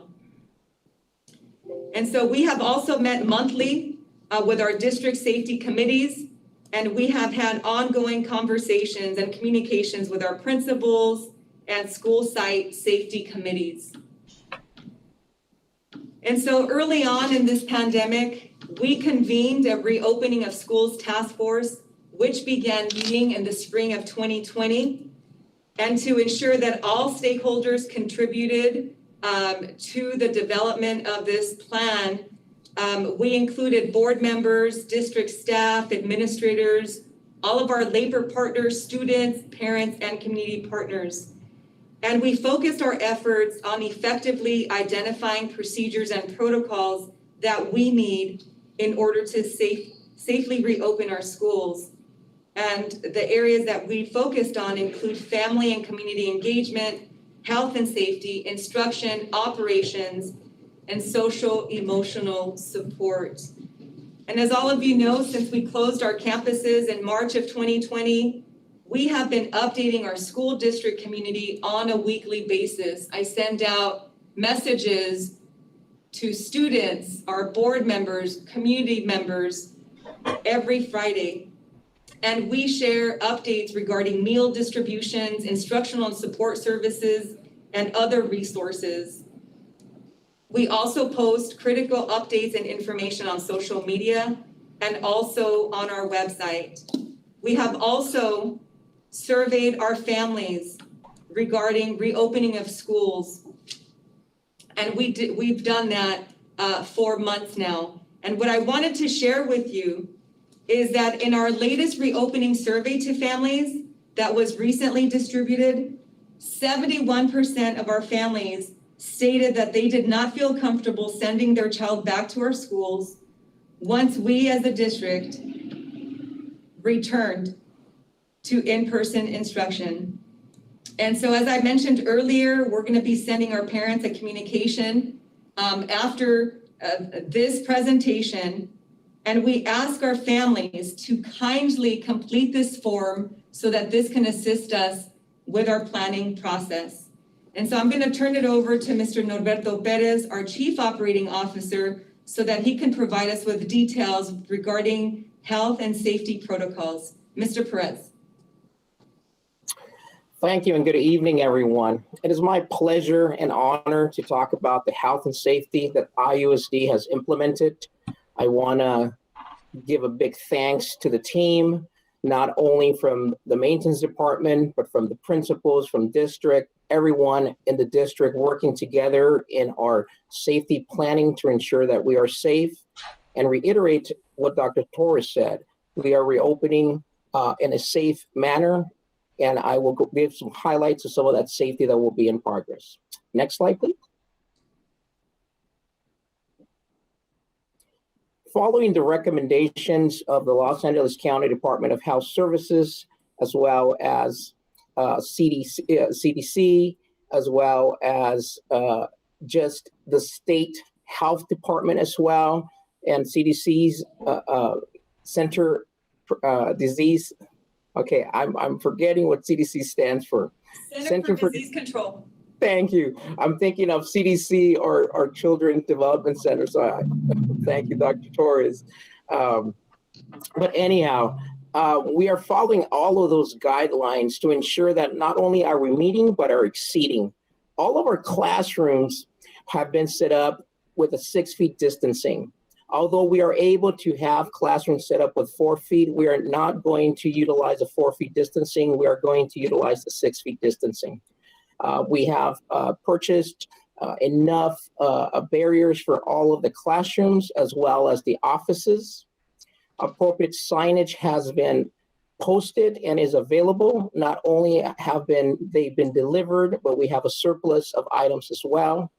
Proper signage, path of travel has been identified and continue to be evaluated to ensure that we have the safest path of travel for our students when they return. Next slide, please. Going back to signage, the signage that we've created is basically been labeled with our logo, IUSD, but additionally, it's going to be common signage that whether a student is in one school with with siblings in another, it's going to be the same common language. The pre-screening questions that all parents and staff members must do at every morning before they go to school to work will be followed. Additionally, when they enter any of our schools, they will also have to do some screening. We have identified and have allocated wellness aides at every school site. They will ensure that anyone entering the campus at the appropriate entry points and exits have been screened appropriately. Not only will they be screening them, but they will also be doing temperature checks. Every staff member, student, visitor must wear a face mask at all times. If and when there is an exception, then a medical note will be needed. Additionally, they would have to wear a face shield with a drape. The picture below shows some of the shields that we've implemented. This is food services. As we gave food, we ensure that not only are we protecting our students, but protecting our employees as well, to ensure that we are meeting and adhering to all policies. Next slide, please. Going back to temperature checks, we have purchased enough temperature kiosks that are self-automated, along with the wellness aid that will be there to ensure that everyone is doing a temperature check. For some locations where we have different ingress and egress locations, we have handheld thermometers that will be utilized as well. Some of the temperature checks will be done entering a building. Some will be done exterior-wise. When the exterior locations, we will have the actual temperature handheld guns. Hand sanitizer stations, we have an abundance. Every school site has anywhere from 30 to 60 hand sanitizer stations, whether they're electronic or hand pump or wall installation. That will be placed in every single classroom. That will be placed in high traffic areas and any entry as well. Social distancing enforcement. That, of course, as we all hear in the news, is one that is critical. So it is not only the school's responsibility. As a community, as a village, we need to make sure that all of us are enforcing and helping to remind everyone about social distancing. I know that if and when we do reopen, everybody will be excited to be on ground, but we also need to remember to always stay 6 feet away. Visitors, if there's any visitors at the school site, it will only be business related. If it's not business related, then it would not be allowed. We will make the attempt to always have any type of parent conference virtual. If it's needed to be in person, then we will have in-person meetings, making sure we're following the guidelines as well. Next slide, please. So not only are we following our local health department, Los Angeles County Department of Public Health guidelines that we will complete and ensure that we are following, we're also mandated to follow the COVID-19 safety plan that comes from the state. And the COVID-19 safety plan is a two-part. One is simply a checklist of all items that must be in place, which we have. The second one is the COVID-19 prevention program, which is basically from Cal OSHA. And basically, it's a plan of if and when we do have an outbreak or a positive case, the procedures of how to act. Both of those have been completed. A third is having a schedule that is aligned to the instructional model for cleaning, ensuring that the custodians at every school site have a synchronized schedule with the instructional schedule to ensure that we're doing 2 hours sanitizing, as well as some deep cleaning after hours, before and after, and even in the weekend. Next slide, please. Our website contains links for information, not only for students, family, and community. If there ever is a question about what COVID-19 is in terms of mask, in terms of symptoms, where to get tested, our safety plan is located as well in this link as well in our website. We are thriving to ensure that we're not only providing the safety, but ensuring that we have information for our parents, students, and community. Next slide. And thank you. That was my piece. Thank you, Mr. Perez. Dr. Lucas, our Chief Academic Officer, will review with us our instructional delivery options. Dr. Lucas, welcome. Thank you so much, Dr. Torres. I'm ready, Ms. Morales. We will be talking about the hybrid model and full-time distance learning. It's very important that we continue to state and establish that part of our core values in reopening for the hybrid model is ensuring health and safety. That is paramount, and we will only reopen when it is safe to do so, and we've met Los Angeles County Department of Public Health requirements. I'm ready, Ms. Morales. So our guiding principles are listed here, and they're all tied back to equity and access for instruction for all of our students. That, again, health and safety and social emotional well-being is at the forefront of all of our decision-making when it comes to hybrid reopening. And lastly, that we make sure that all of our stakeholders are actively engaged and a part of the plan for reopening. And that means everyone in the organization, because it, again, takes the village. So a very brief high-level description of our plans for hybrid model reopening. That would be a 4-day synchronous week where our students come to school in cohorts, 1 day synchronous combined with asynchronous. And then lastly, our students will attend school in person 2 days per week in cohort model. So we adhere to the guidelines from the Department of Health. Each student will be assigned to a cohort based on their parents' decision to either send them back or keep them in a distance learning cohort. And that's a very important point, that our parents will get to weigh in on what model their child participates in, the in-person model or the distance learning, continue to be in the distance learning model. It's really, really, really important that we share that we are currently in consultation with ITA, the Inglewood Teachers Association, and IMA, the Inglewood Management Association, in order to develop a coherent hybrid instructional model. I'm ready, Ms. Morales. So we're going to transition now to our athletics update. Dr. Kimberly Kirkwood is going to provide that. Dr. Torres has been very, very clear about making sure that our students, our high school students, student athletes have the opportunity to return for conditioning. Dr. Kirkwood. Good evening, everyone. I would like to present on behalf of Inglewood Unified School District for both school sites, which is Morningside High School and Inglewood High School. On March 1st, 2021, a meeting was held about the start of high school sports conditioning with the principals and athletic directors at both school sites. Meeting held to discuss the recent CIF updates regarding which sports are cleared to resume active conditioning and future competition. Those sports are as follows: baseball, softball, tennis, soccer, cross country, football, golf, cheer, and track. On March 2nd, we held a meeting with all coaches, athletic directors, and principals at both sites to provide a status update on all sports based on the recommendations by California Department of Public Health and CIF Southern Section.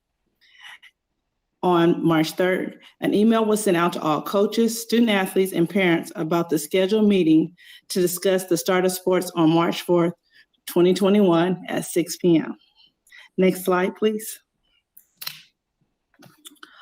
All clear student athletes are still, before I go to this part, during the meeting that we held with all the parents, we had over 100 participants in the Zoom call, and where the information was provided to them about the start of athletics.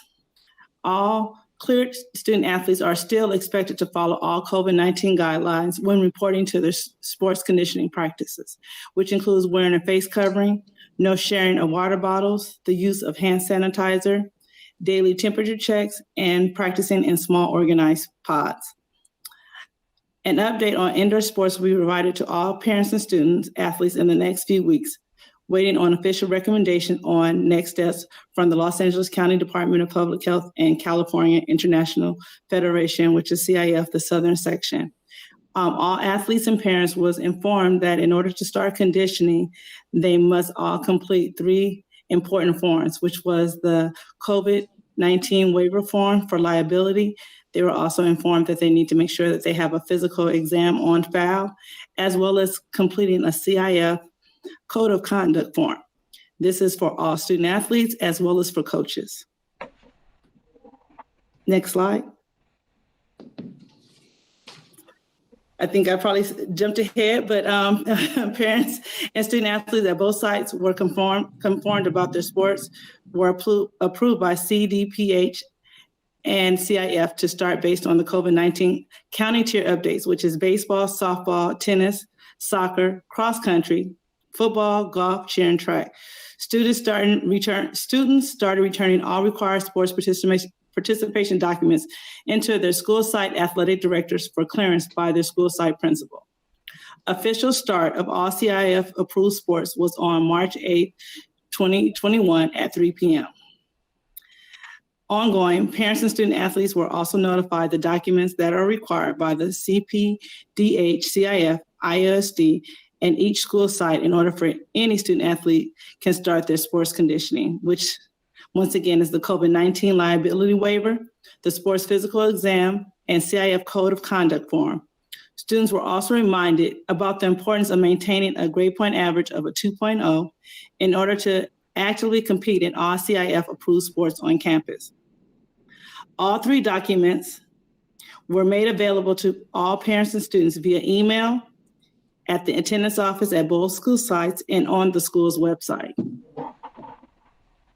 Thank you so much, Dr. Kirkwood. I wanted to extend my gratitude to you for helping us to lead reopening of our athletic program. So thank you so much. We appreciate you, and thank you so much for your update. Thank you so much. It's my pleasure. Thank you again. So I wanted just to emphasize to our board and community and staff that we continue to remain focused on providing comprehensive supports to all of our students, staff, families, and community. And so through this pandemic, we have been committed to providing support and resources, and we have really focused this year on implementing a distance learning experience that provides each one of our students with high quality instruction. I just want to thank all of our teaching staff, all of our classified staff, our board members, community partners. Each one of us working together has been truly instrumental, and I thank each one of you for your support. And what I have witnessed in the Inglewood Unified School District through this pandemic has been truly inspiring. And I have witnessed the hard work, the resiliency, and commitment of each one of our staff. And so despite all of these challenges, IUSD is on the rise, and we continue to focus on providing high quality education for all of our students. I want to take this opportunity to thank all of our students who have worked so hard and have stayed focused. I also want to thank and acknowledge all of our parents and guardians, family members. We are so grateful to each one of you for being true partners with us during this whole process. And so Inglewood Unified School District has risen to the challenge, especially during these times. And so this pandemic has truly highlighted the need to prioritize the health, safety, and wellness of our entire school community.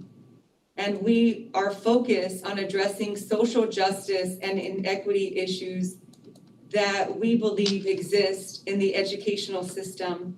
And so in response to all of these needs, I'm really proud to share that the Inglewood Unified School District is now a one-to-one technology district, and we have ensured that every student in our district has the technology and the tools that they need in order to succeed in our distance learning environment. I also want to share that we have partnered with the Westchester YMCA to provide free childcare services to all of our students that are interested. And so families, if you're interested in signing your children up, I include this information in my weekly updates. This information is also available on our website at inglewoodusd.com. And so this partnership with the YMCA has been extremely helpful for families who need assistance with managing the demands of work and school. And so this pandemic has truly brought us together, and I want to thank all of our partners for working so closely with us.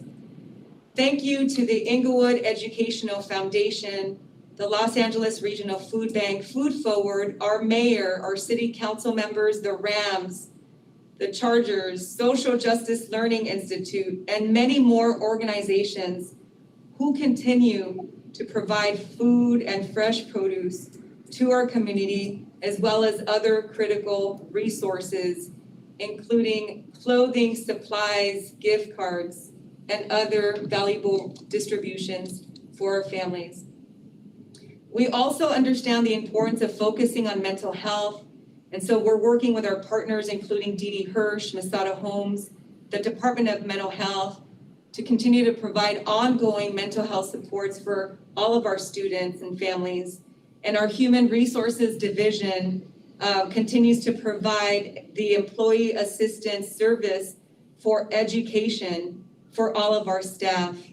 I'm also excited to share that we launched a Parent Academy to continue to provide virtual drop-in parent center hours for any parent that is interested in accessing immediate information or need assistance. And so these are the next steps. We're going to send all of our parents a reopening model selection form today. And we're going to ask our parents to let us know whether they would like their child to continue in a virtual or distance learning model or a hybrid in-person model.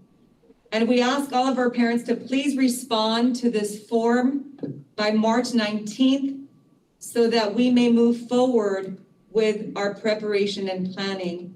We're also going to share information with our families and community about a virtual town hall meeting so that we can provide additional information about reopening of schools and answer any questions that our parents might have. I ask that you please continue to review my Friday communications for critical updates. And as you know, we share these updates and post them on our website at inglewoodusd.com. And so our amazing community has truly rallied around our district. This includes our students, our families, our labor partners, our board, community partners. The Inglewood Unified School District has risen to the challenge, and we're going to continue to come together and exemplify the spirit behind We Are Inglewood Unified. So this concludes our update on reopening of schools. I'm going to open it up to our board members, see if you have any questions or comments. Dr. McGee. Thank you, Dr. Torres. I'm going to open it up to the board members. Just raise your hand if you'd like to be recognized and say something. Okay. Thank you, Ms. Evans. Well, I'm excited to hear that we're opening. I've been wondering when we were going to do it, and I know that we can't just do it outright, but I'm happy that we're figuring it out, and I'm sure that most parents and students will be happy to, even do a hybrid model so that they can see their friends and get together. So thank you to all the staff, Dr. Torres, everyone who has made it possible. When I see pictures of our schools and how good they look, when I've just visited a couple of campuses last week, the campuses look amazing. You look like you're ready for us to open up again. So I am so excited about us being able to do that. I know it's almost the end of the year, but just to get our students out of the house and get them back in school, I'm sure they're happy. Some parents aren't ready. I understand that. And I wouldn't be ready either if I was a parent right now to start meeting with large groups again. But it's going to happen. This is going to, people are saying this is going to end soon, and I'm just excited, and I'll be happy when it does end so that we can get back to normal. So thank you for all of the hard work that you're doing to make this possible. Thank you, Vice President Evans. Mr. Myers, I believe you had your hand up. I did.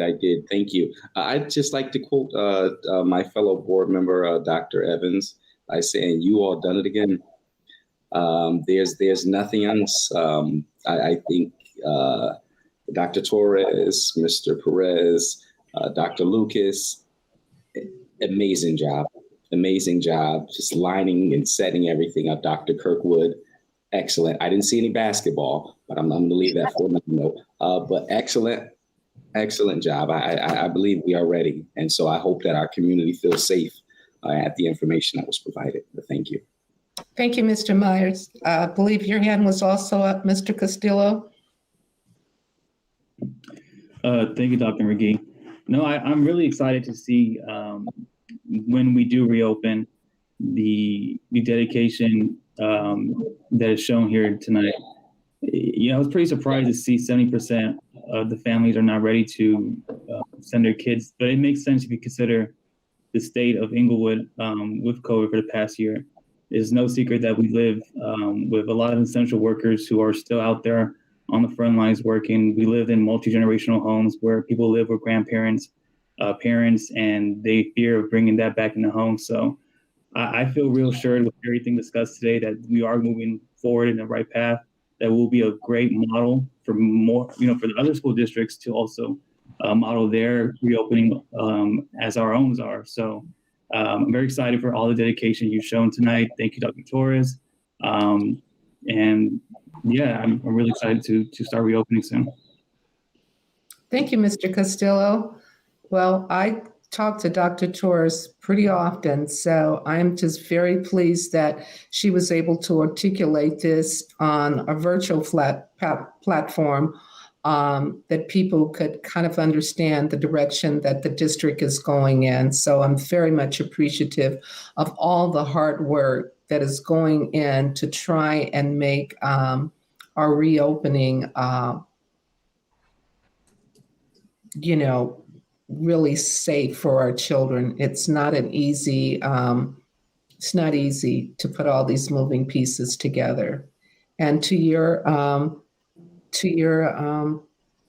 question somewhat, Mr. Castillo, I think you answered it on some level yourself about the multi-generational families that live together, but also that's one of the reasons why it is so imperative that these families fill out a new survey so we can see where they are to date, and taking everything to consideration and having a more informed platform. I would be interested to see where those numbers take place. So again, Dr. Torres and your cabinet, thank you so very much. Thank you so much, board members. We appreciate your support. Board members and community, we're going to transition to item 11B of our board agenda. And so item 11B is a Measure I bond election results. And as all of you know, on November 3rd, 2020, an election was duly held and conducted within the Inglewood Unified School District, Measure I, for the purpose of voting on the issuance of bonds of the district in the amount of $240 million.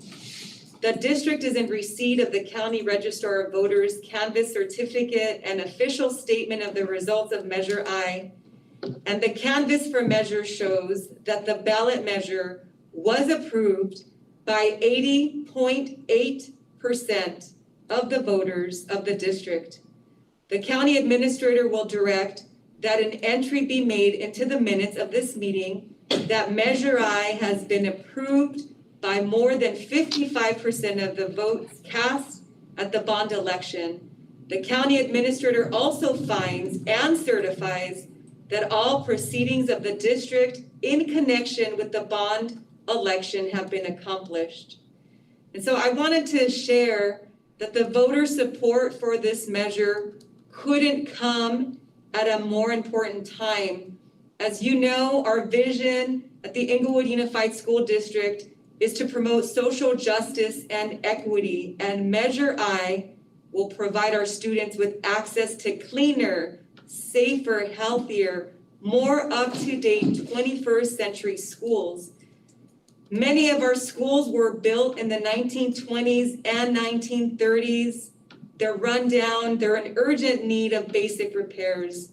And Measure I authorizes a prudent plan to get the job done with a reliable local funding source for our neighborhood schools, while also helping our local economic recovery.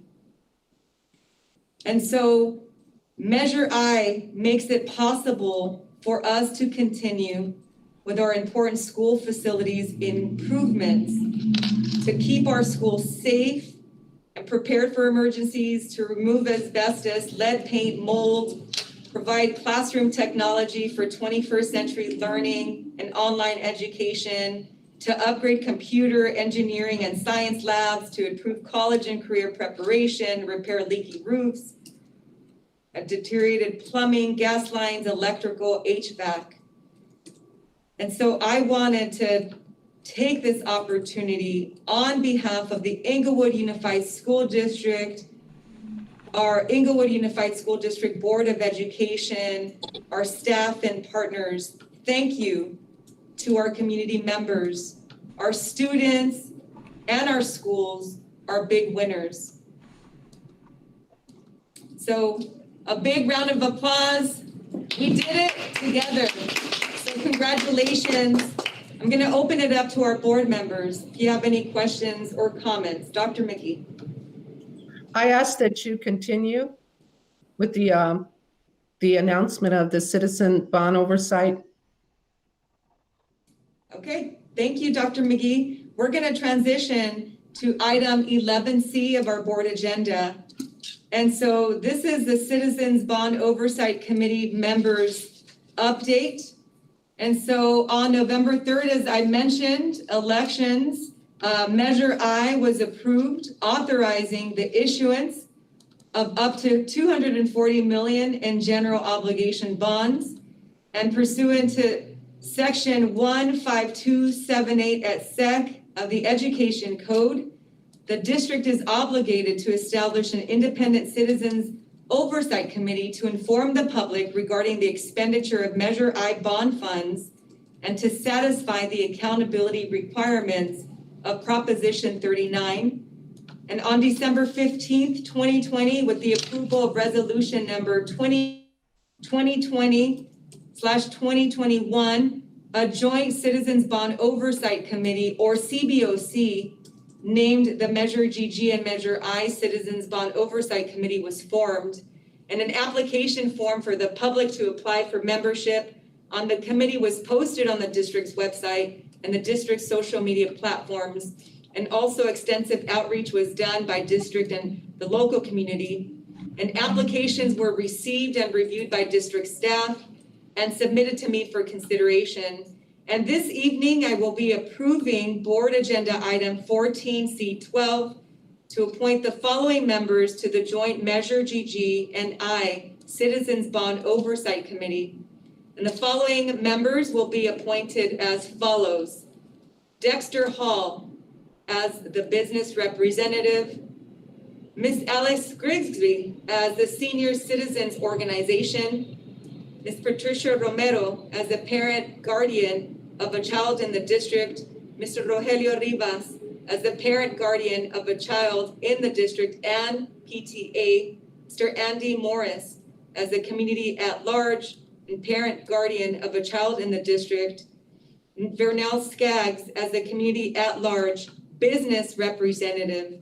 And so we're still seeking applications for the member representing a taxpayer organization. And with these appointments, all representative categories required by the Education Code and Proposition 39 will be filled, with the exception of a representative of a taxpayer's organization. I'm going to turn it over to you, Dr. McGee, if you have any questions or comments. I'll ask you again to raise your hand if you would like to make a comment. If not, we're going to move forward. Thank you. Dr. Torres, please move forward. Thank you so much, board members. We're now moving to item 11D of our board agenda. And this is a bond refinancing update, and it's presented by our financial advisors, Mr. Adam Bauer, and our bond counsel, Mr. Carlos Villafuerte. Welcome, Mr. Bauer and Mr. Villafuerte. Great, and thank you. And my name is Adam Bauer, and I'll be starting off, and Carlos will talk a bit later on in the presentation. As you can see from the title there, we're calling this Municipal Market and Bond Refinancing Update. IUSD, it does participate in a municipal bond market, and that's why we feel like giving you an update there and explaining why this refinancing is possible. Hopefully you also see there is the 27.19 million. This is an estimate, and I'll show you later how this can change. It will not be exact until we actually get into the bond market and price the bonds. But if we could turn to the next slide, please. So in our executive summary here, we're highlighting the 1998 Measure K, your 2012 GG, and these are the two measures that have GO bonds that are outstanding now. And so once the bonds are issued, there's no more money for projects generated, but there's the ability to refinance them and provide taxpayer savings. So just to take a moment, when it comes to the general obligation bonds, other than providing taxpayer savings, there's no benefit to the school district's facility plan. There's no benefit to the district's general fund. It's strictly to benefit the taxpayers within the district boundaries. And that's what we're looking at here. And so much like a home mortgage, you can refinance these should interest rates be favorable. Oftentimes when GO bonds, like we're talking about here, or municipal bonds are sold, we have a provision in there that does not allow the bonds to be repaid for 10 years. So unlike a home mortgage, which you could refinance almost every 6 months if rates cooperated, here investors say they're lining up millions of dollars and they don't want you to take the bonds away from them 6 months later. And so what it's common practice is that there's approximately a 10-year period that we cannot refinance the bonds, and that's called the call protection. We're coming up on that. We're not that far away from it, and that's really where that next bullet point gets into. So in July of 2013, the Series A bonds from the 2012 election were sold. We have that call date coming up August 1st, 2023. And this is where investors have agreed that if we choose to, we can refinance. So if interest rates are favorable to do so, that's something we can take a look at. So however, refinancing 2 years before the call date does require that we do these on a taxable basis. Fortunately for us, the taxable and the tax exempt rates are very close to each other. Let me just take a minute to explain that. As a municipality or a governmental entity, IUSD can issue bonds on a tax exempt basis, meaning investors who buy those, if they live in California, they can get both the state and get the interest without state or federal, without paying income tax on either one of those. But in this case, investors who bought this would have to pay that federal tax on them. But like I said, interest rates are so low right now that still produces favorable savings. And then we just highlight some of the savings, approximately 3.1, and then I'll get into some more of the details as we go along. So it's a little hard for me to read with the background, so I'm kind of I'm going to use my presentation here, and then I'll have the person move the slides along. So once again, the current interest rates are about 5.47, and then we'd be able to refinance those at current market rates at about 2.89. So you can see that substantial difference, and that's what's generating those savings level. What we generate is about 2.95 million in taxpayer savings net of all costs. So I'll turn to the next slide, please.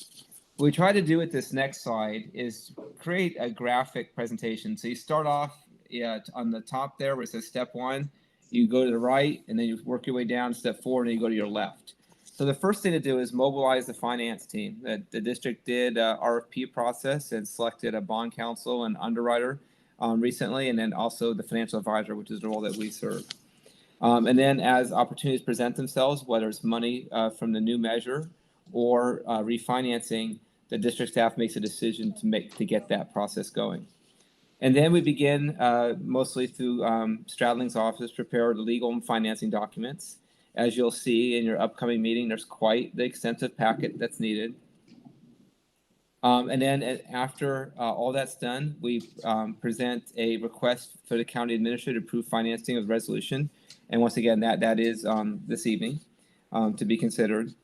After that takes place, we're able to receive our credit rating, and that's where the district presents its financials and will present the assessed value and some of the trends that we're seeing within the district and get assigned a credit rating.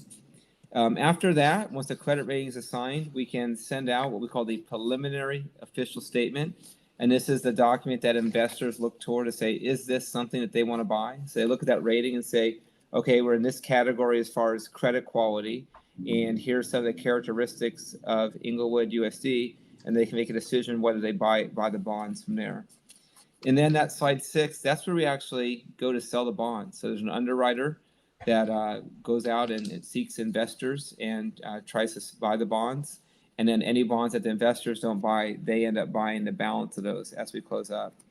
And then following that, there's a closing. And that's where all the activities have come to an end. And we've verified all the documents. The funds are wired. And that's the date that the savings are locked in for taxpayers.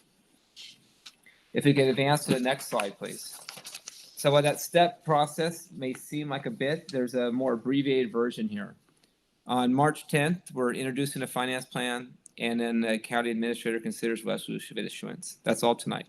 Carlos is going to explain a bit about what that what's included within that resolution of issuance later in the presentation. On March 15th, we do have that credit presentation I mentioned, and that's about a 40-page document where district staff present the particulars of the financing in the district to the credit analysts. On or around March 24th, we'll have that rating in hand. And then we'll price the bonds on or around April 1st, and then have a closing on or around April 28th. And so anyway, those are some of the high points. There's actually like a 2 or 3 page schedule that has a lot more detail than this. This really tries to focus on just some of the high points. If we could advance to slide 5, please. What slide 5 looks at is the U.S. Treasuries. You're probably hearing about this all the time. The red line represents a 30-year Treasury, and the blue line represents a 10-year Treasury. And you're probably noticing that line generally drifted lower. And you're probably noticing it started to drift a little bit higher. And so we think we're in a really good spot now to take advantage of getting the market before it drifts much higher. And so that's why district staff is trying to move very quickly here. So we still are, even though we're just taking a snapshot going back to 2014, that entire period is considered a low interest rate environment. So even though this line looks kind of dramatic, if we took it back 20 years, you would see that the interest rates were much higher, even if we took it back to when the original bonds were sold. So even though it's drifted higher, we want to be quick, we want to be thorough, but we are still at historic low interest rates. And we'll continue to talk a little bit more about interest rates on the next slide, please. To make the point about how low interest rates still are, I want you to focus on that top chart with the blue lines, blue bars, and the red line. So when we sell bonds, unlike a home mortgage where you have one interest rate, when we sell bonds, there's a 1-year maturity, a 2-year maturity, all the way until we get to 30 years in a lot of cases. And each one of these has a different interest rate. And what those blue bars represent is the range of interest rates that each one of those maturities has had going back to 2005. And that red line represents interest rates as of March 1st, 2021. So hopefully what you're noticing is that red line is near the bottom of the blue bars. That signals that we're at low interest rates. Now, when we started this, that red line was scraping the bottom. We were just at the absolute lows at that point in time. So we've come off of that a bit, but hopefully the takeaway here is we still are at very low interest rates. So you're probably asking why? Why are we at such low interest rates? Let's go to that far right bottom table there. That is the majority of bonds are purchased by municipal municipal bond funds. And if there's green lines, that shows that investors are putting money into those funds. If there's red lines, that means money's coming out of those funds. And so you're probably noticing that big, giant red line right in the middle. That was when all of us United States realized that COVID-19 had come to the U.S. Schools were going to shut down. We had no idea how long. Very great news at your board meeting here. But businesses, transportation, everything would be shut down. It was called the Sell Everything Rally. So investors sold stocks, they sold bonds, real estate, and moved that money to bank accounts, mattresses, anything that had no risk. But then very quickly they realized that's not a good place for money. Municipalities like IUSD are very safe, and the money flowed right back in. It was a very dramatic but short-lived problem. But now I'm telling you that interest rates started drifting back up. If I could get this last week's data, there's a little red blip again, meaning money flew out of the municipal bond funds for last week. Nothing to be alarmed about, nothing like March. But we do have a trend where interest rates are rising. So that's when I talk about timing, it's very important to be where we're at now. If we could advance to the next slide, please. So I've talked a lot about the macro world. Things that impact interest rates are global. But let's get to IUSD, and this is your assessed value. Your assessed value is made up of all commercial and residential property, so like SoFi, but not your district office. Your district office is exempt. It has a 0, but all commercial and residential property is comprised of your assessed value. The assessed value growth that the district has experienced is phenomenal over the last 3 years. A 9%, a 22%, a 12% assessed value growth. You've had very, very good assessed value. So if we could turn to the next slide, please. So here's a chart that details all your outstanding debt. And there's one highlighted in green there. And that's the one we're able to refinance for savings right now. I told you about that call date being 8/1/2023. So we're not that far away from it. Some of the other ones have longer call dates. So we'll likely be having this conversation again down the road with those other transactions when we get closer to the call dates. But that green one's highlighted because that's the one we're able to look at refinancing right now. And once again, this refinancing is estimated by 2.9 million savings over the next 16 years to the taxpayers within the district's boundaries. Next slide, please. We put a lot of numbers on this page. So let's focus on a few. If you go to that smaller table there, you see there's some numbers in green font. The gross savings available is 2.9. But look at that chart there. We're not getting all these savings till 2037. So, you get some savings every year. So it's important to say, what does savings over a long period of time mean in today's dollars?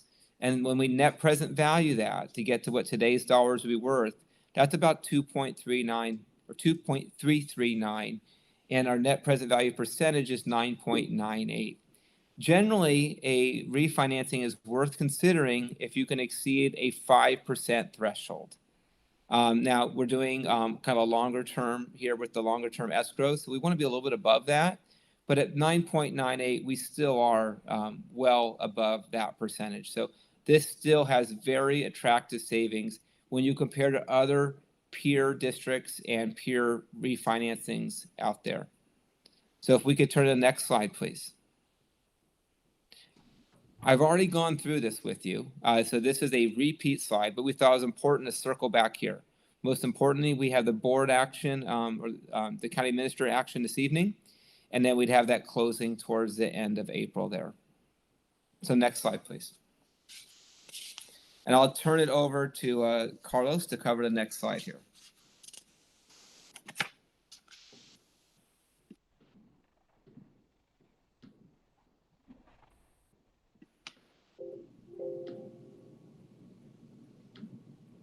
Do we have Carlos? Oh, sorry, I was on mute. Good evening, everyone. My name is Carlos Villafuerte. I'm an attorney with Stradling, Yoka, Carlson, and Routh. we are the bond counsel to the district. So one of our principal jobs is to prepare all of the necessary legal documentation to affect the general obligation bond refinancing opportunity that Adam has been talking about. So there is a single item on the agenda today. I think it's 14F1, which is the resolution of issuance for the county administrator to approve the general obligation bond refinancing.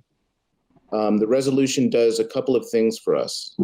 The first is it sets the basic parameters that we cannot exceed when we conduct the sale. So it approves a maximum principal amount of bonds. The resolution approves $30 million of bonds, but that's just to give us a little bit of wiggle room. As Adam indicated, the size of the transaction right now is about $27 million, and that may go up or down a bit depending on how interest rates play out. So the 30 million is just for wiggle room. But the resolution also requires that we generate debt service savings. It requires that we not exceed the original term of the bonds. So unlike a personal mortgage, which you can extend past the original amortization, you can't do that with general obligation bonds. So we have to achieve debt service savings within the original time frame of the Series A bonds that we're targeting. So beyond setting the basic parameters, the resolution also has a lot of mechanical provisions that are necessary to process property tax payments for the benefit of investors. What are the rights of investors in the event that there's a delinquency? All of the types of indenture provisions that you would see in any sort of a municipal bond document are in there as well. And then the resolution also approves 3 principal legal documents that will be used at varying points in the transaction. So it approves, number 1, a bond purchase agreement. So the district is going to hire an underwriting bank to market its bonds to investors. And the bond purchase agreement is the document that governs the initial sale of the district's bonds to the underwriting bank, who turns around and markets them to investors. The second document is the preliminary official statement. That's the largest document that you might have seen. And as Adam indicated, it's the marketing document for the bonds. It's like a prospectus. And it has all of the material information that investors will need to decide if they want to buy your bonds. And that data includes information about the district's assessed valuation, its management structure, and general fund finances. And so that document is being approved as well. There's an embedded document in the preliminary official statement called a continuing disclosure certificate, which is also being approved.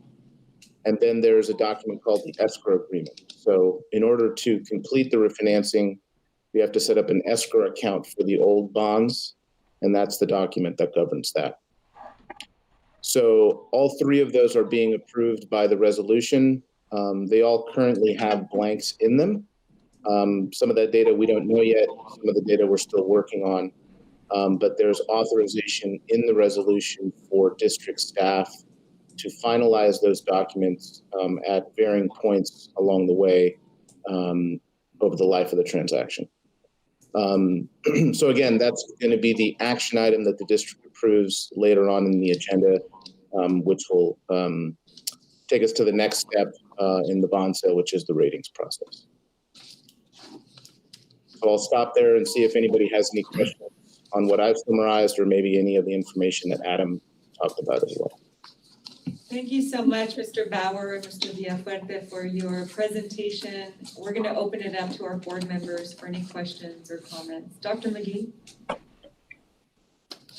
Please raise your hand if you have questions. Okay, Dr. Torres, we can move forward. Oh, I'm sorry. Margaret has her hand up. Oh, okay. Thank you. No, it's really not a question. It's a statement. I'm going to need a personal tutoring session on bond agreements, because I know how to refinance my house, but I don't know about refinancing bonds. So I need some more information, but go ahead with your presentation. We'll talk later. Okay, thank you. I think that might be helpful to a lot of people. So thank you, Ms. Evans. Moving forward, Dr. Torres. Thank you. Thank you so much, Mr. Bauer, Mr. Villafuerte, for your presentation. We're going to move to the next item of our board agenda, which is item 11E. It's a board policy committee update presented by Mr. Norberto Perez, our Chief Operating Officer. Mr. Perez. Great. Good evening, board members, cabinet, and families and public. It's my pleasure to give a board policy committee update. Next slide, please. The purpose of the board policy committee. The membership of the board policy committee shall be to serve as a representative body of the Inglewood Unified School District. The purpose of the body will be to review existing board policies and administrative regulations and recommend change where necessary in accordance with federal and state mandates and by CSBA recommendations. Next, California School Board Association, next slide. The selection of the policies for review. We get some of the reviews based by updates from CSBA, new or amended legislation, or district needs as we move forward. Next slide. The committee members. The membership of the committee is the county administrator, board member, cabinet member, district administrators, and site administrators. Next slide.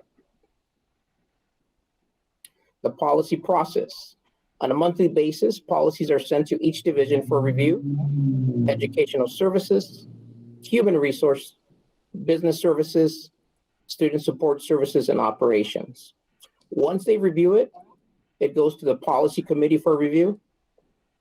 Once they review it, it goes to legal counsel for review. Once they review it, it goes to the county administrator and board member for final review. And the last step is to be placed in board agenda for approval. Next slide. This is a summary of some of the policies that Human Resources has updated: certification, exposure control plan for bloodborne pathogens, uniform complaint procedure, meetings and notices, code of ethics, under business services, food sales. Next slide.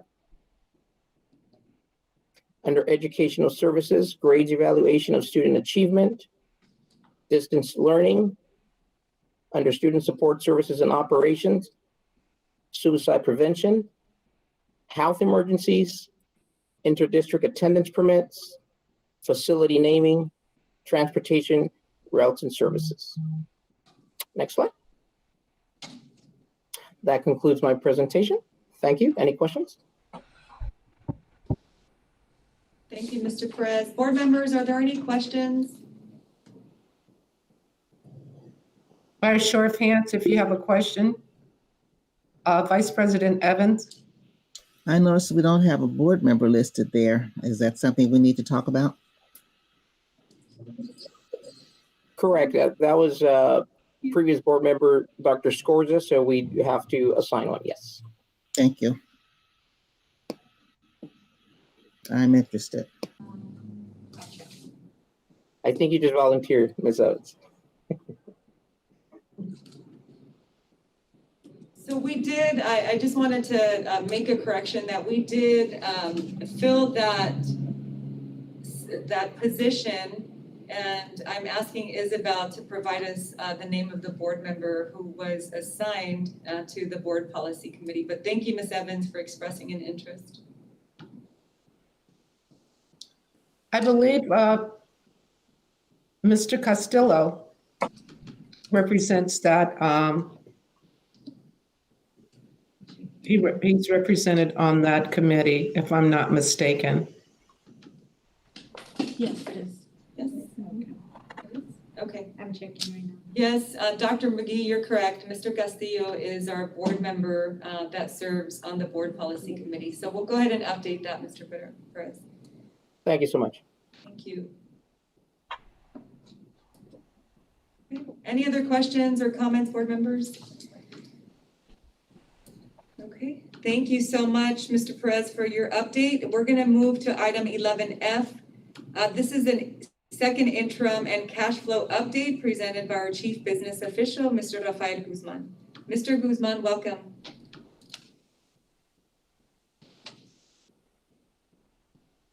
Thank you, Dr. Torres. I appreciate the time today to share this presentation. And good evening to all of our community, our board members, and really our cabinet, our bargaining units. I just want to say good evening, and we will be initiating this presentation for our second interim report. Now, one of the things that I appreciate is the feedback we get for some of these meetings, and one of the things we've heard of from Dr. McGee, Ms. Evans, and several of our board members is just having this these definitions available to the public and everyone else so that we understand some of the key terms that we'll be speaking of during our presentations. So I wanted to display some of these key terms that we have. For instance, ADA, which is average daily attendance. And basically that is is equal to the average number of pupils actually attending class who are enrolled for at least the minimum school day. And then we have another term that we use quite often, which is cash flow report. And this report demonstrates the cash position of the district in every month of the fiscal year. And a district must ensure that it is able to meet its expenditure obligations, and the cash flow report helps us ensure there is sufficient cash on hand to do so. So we want to make sure that we always have sufficient cash on hand to be able to expend those funds and do what we need to do. Then we have COLA, which is the cost of living adjustment. And this is an increase in funding for government programs, including the LCFF target calculation and categorical programs.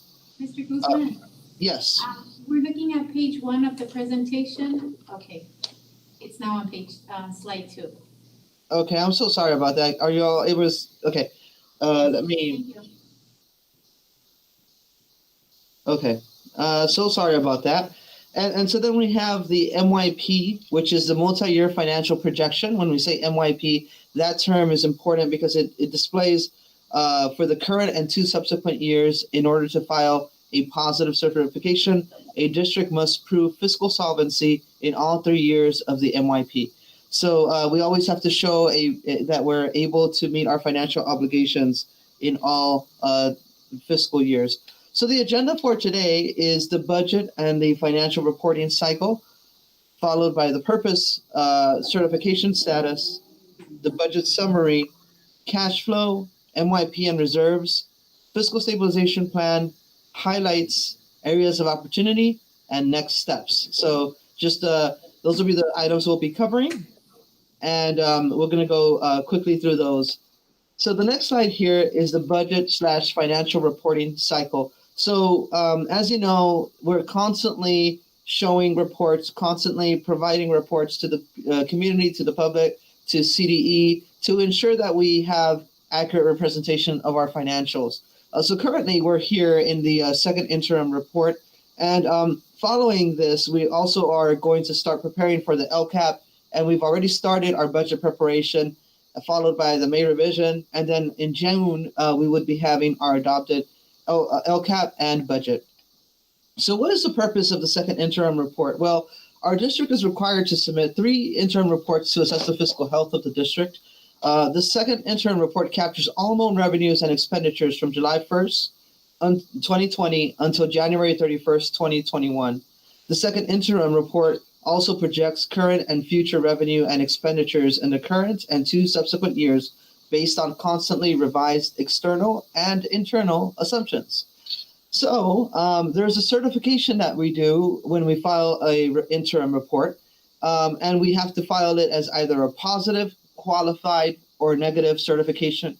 Let me just say I'm proud and happy to announce that the district administration is recommending a positive certification because the district, based on current projections, will be able to meet its financial obligations for the current and subsequent fiscal year. So this is a very exciting thing for our district. Another positive certification. This is the 3rd one in a row. We're going to do everything possible to keep that going. And this is just really a testament to the guidance and leadership of everyone really that has contributed to this. Our board members, always being on top of the financials and reviewing them. I mean, there's a lot of great things that are happening. Advice from FICMAT, the leadership of Dr. Torres. A lot of great things are happening in our finances, and I think our books are reflecting progress and are reflecting that we're monitoring the budget and that we're making the correct movements to make sure our district remains fiscally solvent. So the next slide here, you could see one of the items that we do need to work on, and that's the enrollments. As you can see, our enrollment trends continue to go lower. We're at about 7,944 students, and it looks like we're projected to drop in 22-23 to about 7,100 students. So, we have to find ways to, draw students back to the districts that have perhaps left, or just look at different things we can do to increase our enrollment. But that's definitely something we want to keep in perspective. So the next slide here is changes from our first interim report.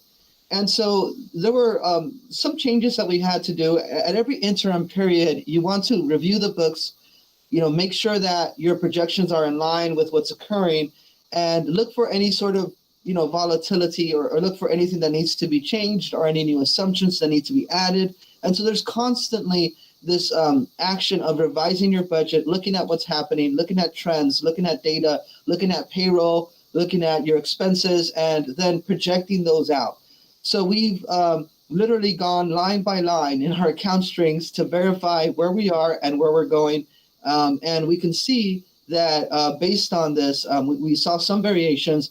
I'd like to highlight, because we could spend a really long time if we go through each one, but basically the major revenue changes that we've seen is really in our other local revenues. And that's really because we've received more RDA revenues, higher than projected. In our expenses, we've seen some savings because vacancies that have not been filled. So we were able to incorporate that. And we're seeing savings there. And so essentially, there's a lot of movement happening here. And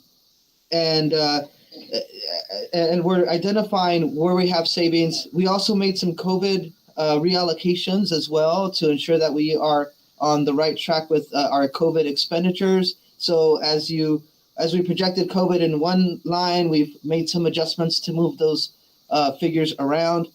And essentially, we've seen some savings in our expenses as compared to our first interim report.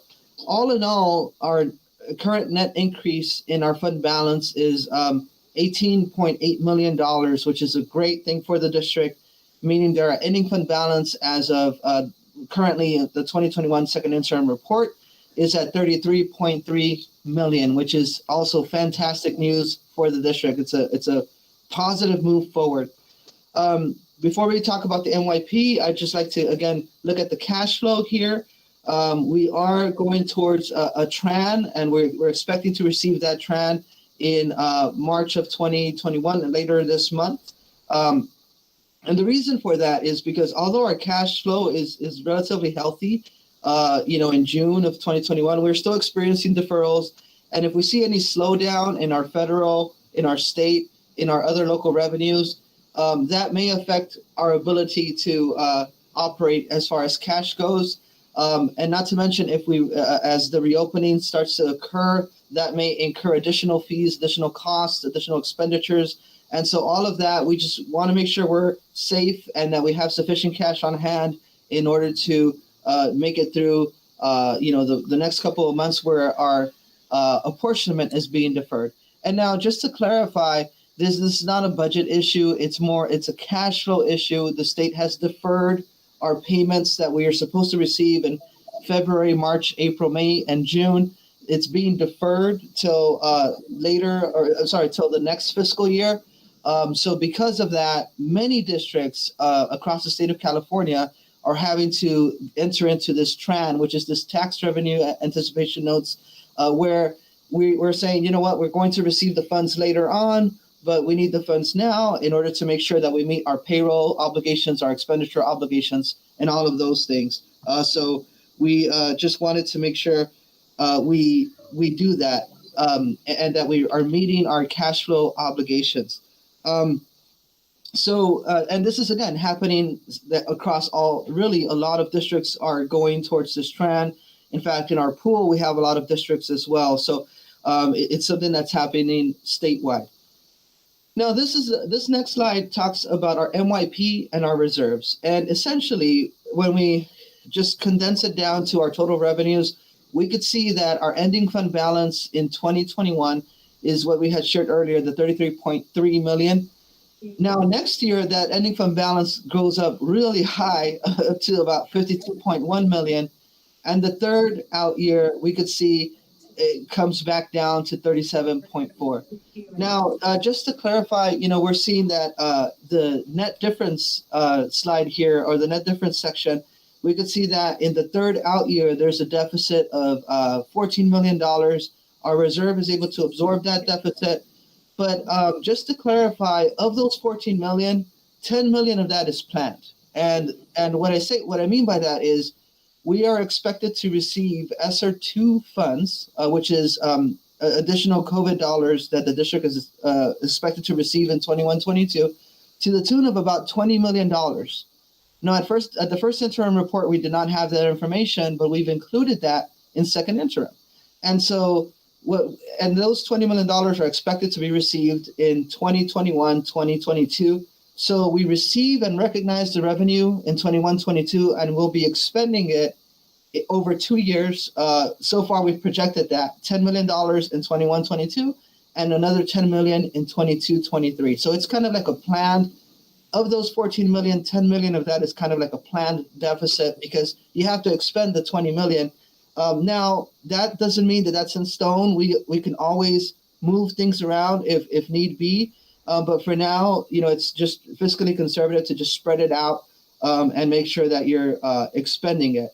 But basically, as we look at the reserve for economic uncertainties, we're able to meet that reserve over all 3 years. And we end the third fiscal year with a relatively healthy ending fund balance.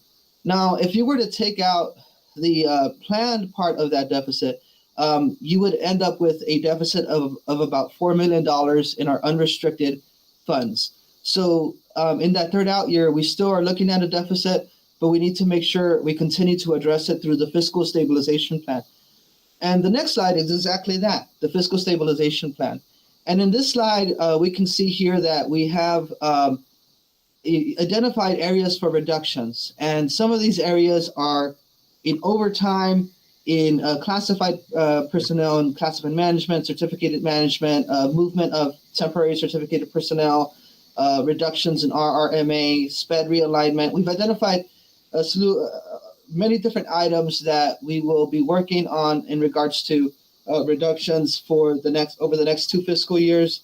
And with those things happening, we would end up with a deficit of 4.5 million as far as when we're comparing our expenses to our revenues. But again, we do have a healthy reserve that would be able to absorb that deficit. But we have to continue to look at our budget. It's great when we get these one-time dollars because it helps us tremendously. But a lot of times you want to go through the exercise of looking at your unrestricted without one-time dollars and seeing how you really are looking after you remove one-time revenues, because really the effect is when you are absent of those one-time monies, how do you look ongoing in the future? And so when we do that here in this third out year, it still shows a little bit of a deficit of 4.5 million, and we still have to continue to monitor our fiscal stabilization plan. But with that said, the district is in a much, much, much healthier position than it's been in a very, very, very long time. And I'm just happy to say that. And I'd like to highlight some of the things that have helped us. The district has made significant progress in its fiscal outlook in the current and 2 subsequent years. As I mentioned, our reserve is very healthy now. So much so that the district did not qualify for an apportionment of AB 1840 funds in fiscal year 21-22 because the district is not experiencing a deficit in fiscal year 21-22. And I just like to say that's a great thing, and it might seem, well, you're not getting the money, but that money was contingent upon the district having a deficit. So us not having a deficit in 21-22 really shows progress. And really, quite frankly, the AB 1840 funds and the FICMAT team's review have helped to stabilize the district's fiscal health, help the district implement better fiscal processes, and identify areas for improvement that the district is actively addressing. So we take the feedback from FICMAT and what they've recommended, and we start to incorporate those into our systems and our tracking and our monitoring, and that's really helped the district also move forward. The projected COLA increase of 3.84% in fiscal year 21-22 and 2.98% in fiscal year 22-23 have been incorporated in the MYP. In other words, what I'm saying by that is that through the governor's budget, they've projected that we will have a COLA next year in 21-22. And what that does is it increases our revenues ongoing. It's an ongoing increase. And we like ongoing, right? That's the best type of increase. And so that COLA is projected there. And then in 22-23, there's an additional COLA. And so, that's helped our position tremendously as well. So we're hoping that this gets finalized and that it gets approved. But you have some scenarios, though, where the governor might come back along with the legislature and say, you know what, we're not doing 3.84. We're going to lower that down to 3.5, or we're going to do something different, or we're going to make it higher. So that's why we have these interim reports, to look at these figures and project out based on the best assumptions we have as of today. And as of today, according to the DOF, the 3.84% COLA and the 2.98% COLA, we've incorporated that into our MYP, and that does help us because it's ongoing revenues that we can count on. But really, the collaboration and input from various groups, from our bargaining units, from our advisory committees, from our board members, et cetera, have helped in improving the fiscal picture of the district. I can honestly say I'm very happy with how things are moving forward. And all of the advice and all the support we're getting to help, I can share. I've had a board member call me recently and ask me a question about one of the financial documents, and I was like, wow, that's great. That our board members are going through, they're reading the documents and they're looking at these things. I think that's phenomenal because it shows just the care and just the purpose behind their drive to really make sure our district is making the correct fiscal decisions. And the business department is actively seeking to incorporate and build on FICMAT recommendations and standards. So FICMAT has helped us tremendously with their recommendations and helping us to identify best practices, and even has provided us with support like examples of studies or examples of procedure manuals or examples of spreadsheets that we can use, or even MYPs. I mean, they've done everything they can to help us in that sense, and I appreciate all the support we're getting from FICMAT. And the fiscal stabilization plan, it's being constantly updated and implemented in order to ensure long-term fiscal stability. That is going to be key. So what are some areas of opportunity? Well, the district is facing a structural deficit still in fiscal year 22-23 and must continue to identify additional areas of reductions and reduce/eliminate the deficit spending. If we fail to track, monitor, update, and implement key provisions of our fiscal stabilization plan, that can and most likely will result in fiscal instability. So the whole point of the fiscal stabilization plan is to help the district not deficit spend in the future. And so we have to continue to look at that plan, monitor it, enhance it, make adjustments as things happen, because things happen, right? You receive additional funds that might change some things around, but you still have to address the deficit concerns in the future. And so if the district is able to stay true to constant monitoring of the budget, eliminating the structural deficit, and implementing FICMAT's recommendations, the district will continue to make significant long-term improvements. And we're seeing evidence of that now, and I think we'll continue to see evidence as we move forward. Finally, the district can mitigate reductions if it can identify ways to increase revenues, such as increasing ADA, increasing enrollment from declining projections, monitoring carefully the unduplicated pupil count, searching for additional revenues in the forms of grants, or even revenues from potential leases of land or property. So these are all areas of opportunity that can help us and to mitigate some of the reductions. If you increase your ADA, then you will receive more revenue, and that will help towards that deficit concern. Now, some of the above items have not been identified in the multi-year projections, but they can be identified if they materialize. So there's a lot of things going on in the background to help us improve and address any further deficits in the future. But overall, I'm just really happy to say that our district is really moving forward. Fiscally, we're showing a reserve that I don't think we've seen in a very, very long time. And there's really more great news out there. And so, quite frankly, we're making the district is moving forward. It's making the right adjustments and needs to continue, right? We need to continue to look at that fiscal stabilization plan. We need to continue to look at deficit spending. We need to continue to monitor our budget closely, because that's the only way that you'll continue to have fiscal stability, not only for these 3 years, but also all the way in the future. So let me just say, I'm happy to report that we do have a positive certification for the third one in a row. Congratulations to all of you for all of the hard work to get us there. Thank you so much. And I think that is about all that I have today. And I'll leave it now back to Dr. Torres. Thank you, Mr. Guzman. We appreciate the update and you sharing the great news with our board and community. And congratulations to all of us. We're definitely making progress, headed in the right direction. I'm going to open it up for board members. If you have any questions or comments, Dr. McGee. Yeah, if you have questions or comments, please raise your hand. Mr. Myers. Yes, I'll just say, Mr. Guzman, great presentation. It's always great to hear good news. So great job. Thank you, Mr. Myers. There's no other questions at this time, so you can continue, Dr. Torres. Thank you, Dr. McGee. Thank you so much for your comment, Mr. Myers. Board members and community, we're going to move to item 11G.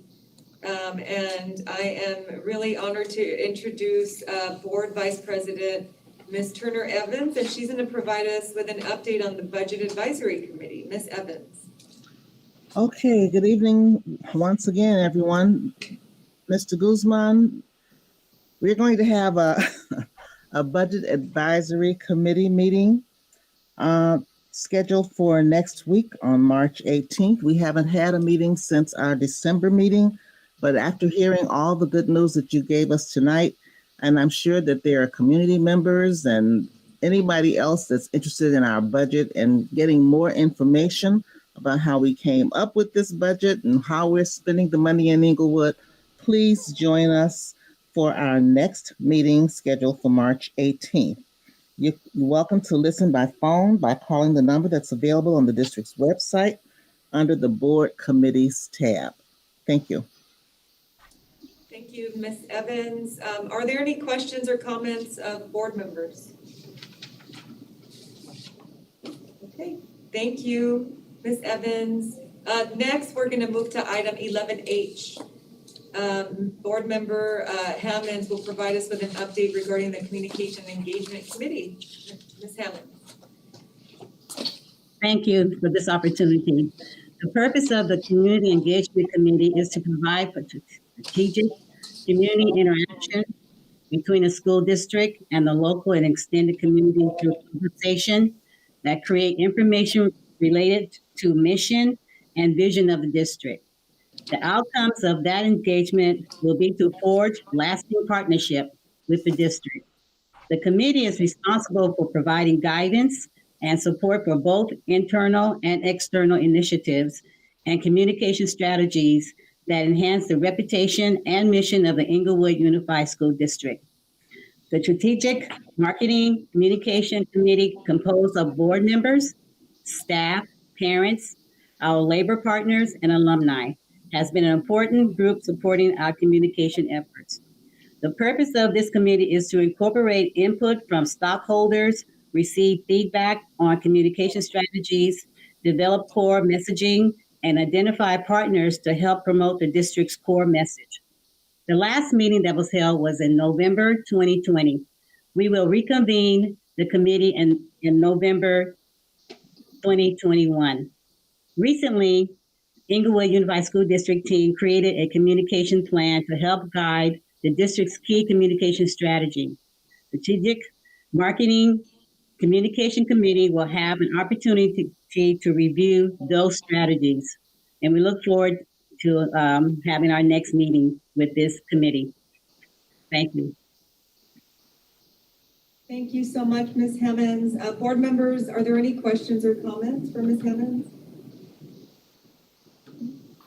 Thank you again, Ms. Hemmons. We're going to move to our next update. This is item 11I, and it's an English Learner Master Plan update presented by Dr. Lucas and Mr. Perez. Welcome. Thank you so much, Dr. Torres. I'm really proud to say this is Mr. Miguel Perez's first presentation as our Director of K-12 English Learner Services, and I'm super privileged to turn this over to him. Mr. Perez. Well, good evening, everybody. Good evening, Dr. Torres and cabinet members, and of course, our amazing board members, President McGee and Ms. Evans and all our new members. Thank you for allowing me to present. I have a brief presentation on our English Learner Program, and I'm excited to share with you the great news. Next slide, please. So in today's agenda, we're going to review who is an English learner and talk about the board policies, the different classifications of EL learners. And I know President McGee does not like acronyms, so I made sure no acronyms without explanations were in this presentation.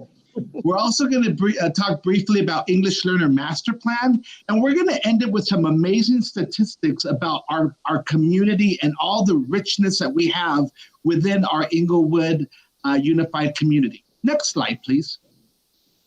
Well, I'd like to start off with the definition of an English learner, and basically, English learner means a student who is of age 3 to 21 who is enrolled or is preparing to enroll in an elementary or secondary school, who has difficulties in speaking, reading, writing, or understanding the English language that may be sufficient to deny the student the ability to meet state academic standards, the ability to successfully achieve in classroom where the language of instruction is English, or the opportunity to participate fully in society.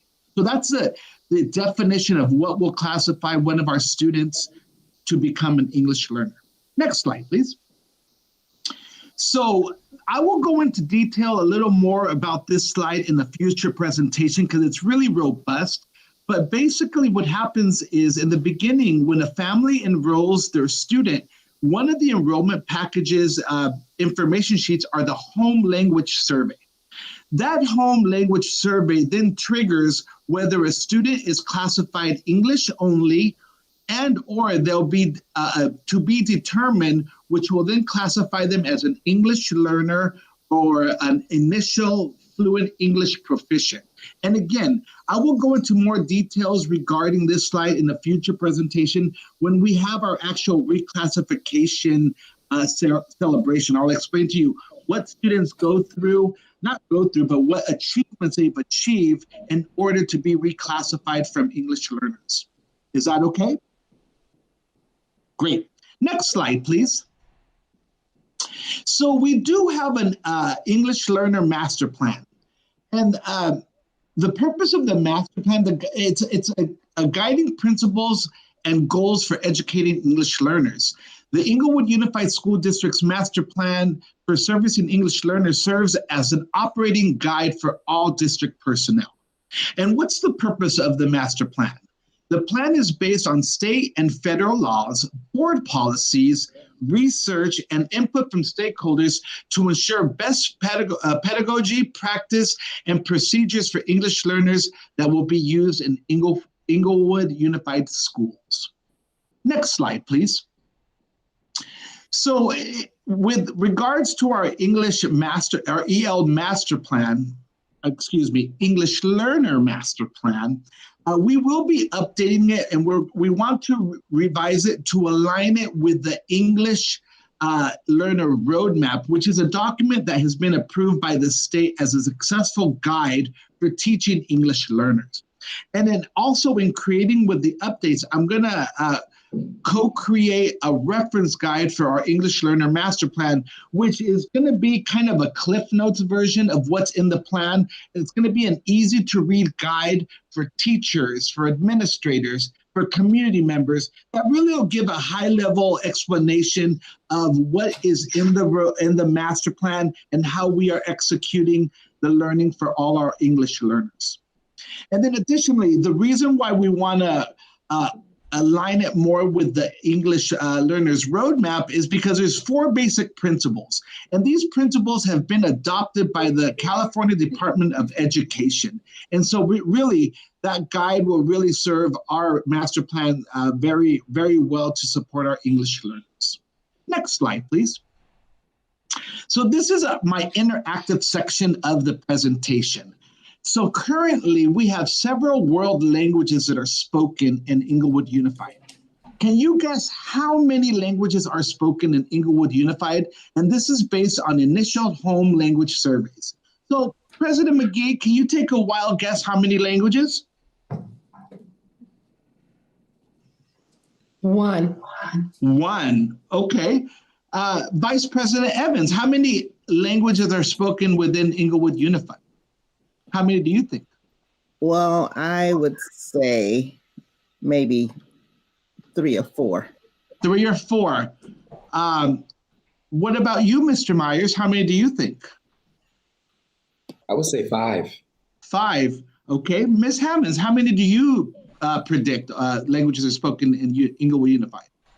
Well, probably more than 5, probably 7. 7, okay. And Mr. Castillo, how many do you guess will we have in our glorious unified district? I'm gonna go with 9. 9. So we have 1, 5, 7, and 9. And let me clarify, based on your data, that is an individual who reads, writes, and speaks the language fluently.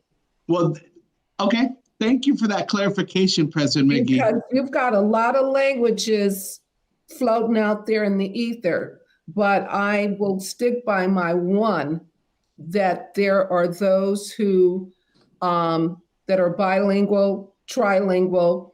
They speak only 1 language where they are marginally fluent in Inglewood. Fair enough. I want the prize. Fair enough. Well, I want to really be excited about this piece because this is really going to guide my work as we move forward with our department and ed services. And the magic number is, drum roll.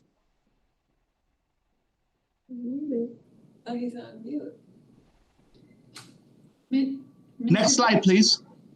You were on mute. Oh, sorry. We have 21 different languages other than English spoken in Inglewood Unified. And right there is a list of all the languages. And next to the language is the number of students that the parents initially signed saying that's their home language. And I gather there may be more because the last line says other non-English, so there's 42 more. So one of my goals is to identify those 42 kiddos, what language is their home language, because we want to make sure they're represented. This just shares the richness we have in Inglewood Unified. And really, it also guides my work because oftentimes when we think of English learners, we immediately shoot to, the Spanish-speaking families, where that is not true. We have a variety of different languages, and I want to make sure that we target every single student in our community and we are addressing their needs. So that'll be one of my tasks as I move forward in my new position. Next slide, please. And then, so I want to give you an overall number of ELs, reclassified fluent, proficient, initial fluent, and to be determined. So in total, we have in the district, according to ARIES, our student data system, currently English learners, we have 1,942 students. Reclassified fluent English proficient students, or RFEPs, we have 1,079. Initial fluent English proficient students, or IFEPs, 266. And to be determined based on their home language, where we still have to assess, is 73. That gives us a total of 3,000 360 students, or roughly a little over 41% of our overall student population is identified as being an English learner or has been an English learner within their time with us at Inglewood Unified. Next slide, please. This next slide, I know it's a little small, but I just wanted to highlight the different schools in our district, what their overall population and what their number of English learners are at their schools. I want to point out in this slide, Payne, Crozier, and Centinela each have a little close to, or if not more, 50% of their student population is above 50% of English learners. Next slide, please. In this batch of schools, we could see Inglewood High School, Continuation, and Hutno are hovering at close to 50% of their student populations are English learners also. Next slide, please. And in this final slide of schools, we see Morningside, Worthington, and Woodworth Monroe all hovering at about 50% or a little above on English learners, or have been English learners at one point in their careers while at Inglewood Unified. So as we can see, it's a significant number of students, and we need to make sure we are addressing all of their needs and making sure that we're reclassifying students and graduating with them ready to be college or career ready. Next slide, please. And that concludes my presentation of the English learners. Thank you very much. I open it to any questions you may have that came up while I was presenting. Yes, Ms. Evans. Perez, we appreciate your presentation. Board members, we're going to open it up to questions or comments. Dr. McGee? I think Ms. Evans has her hand up. I do. Mr. Perez, you just seem to be so excited about your new job, and I'm so happy that you're there doing it. The question I had before you put it up there was, how many different languages do we have, and how are we addressing all of these different languages, and how are we preparing? Do we have somebody if I go to a foreign country and I only speak English, and they're speaking in another language to me that I don't understand, how are these teachers teaching these students if they don't understand English? And do we have somebody in the classroom with those teachers who can teach that language and teach English to help them? How are we doing this? Is this why we are where we are? Because we have so many students that don't understand English. And let me go back so I can qualify this question. I was a school administrator, but it was high school. You have babies that you're dealing with that are just learning to speak English. They speak their languages at home and so forth. By the time they got to me, they were already speaking English, most of them, but we had a few who were English learners. But this seems to be an overwhelming job. And you seem to be the man who is excited about doing this job. But how are you going to do this job and make it better for English students? Well, my first goal is, like I said, we need to identify, we've got the identification of students. Now my goal is to find out what schools these students are currently attending. My plan is to meet individually with the principals, identify who the teachers are, and then do a needs assessment of what we need to do to ensure that all of our students are getting what they need to be successful. And if that means working with our labor partners to provide additional PD, if it means looking at different technologies for instructional technology to address individual needs, that will be our next task.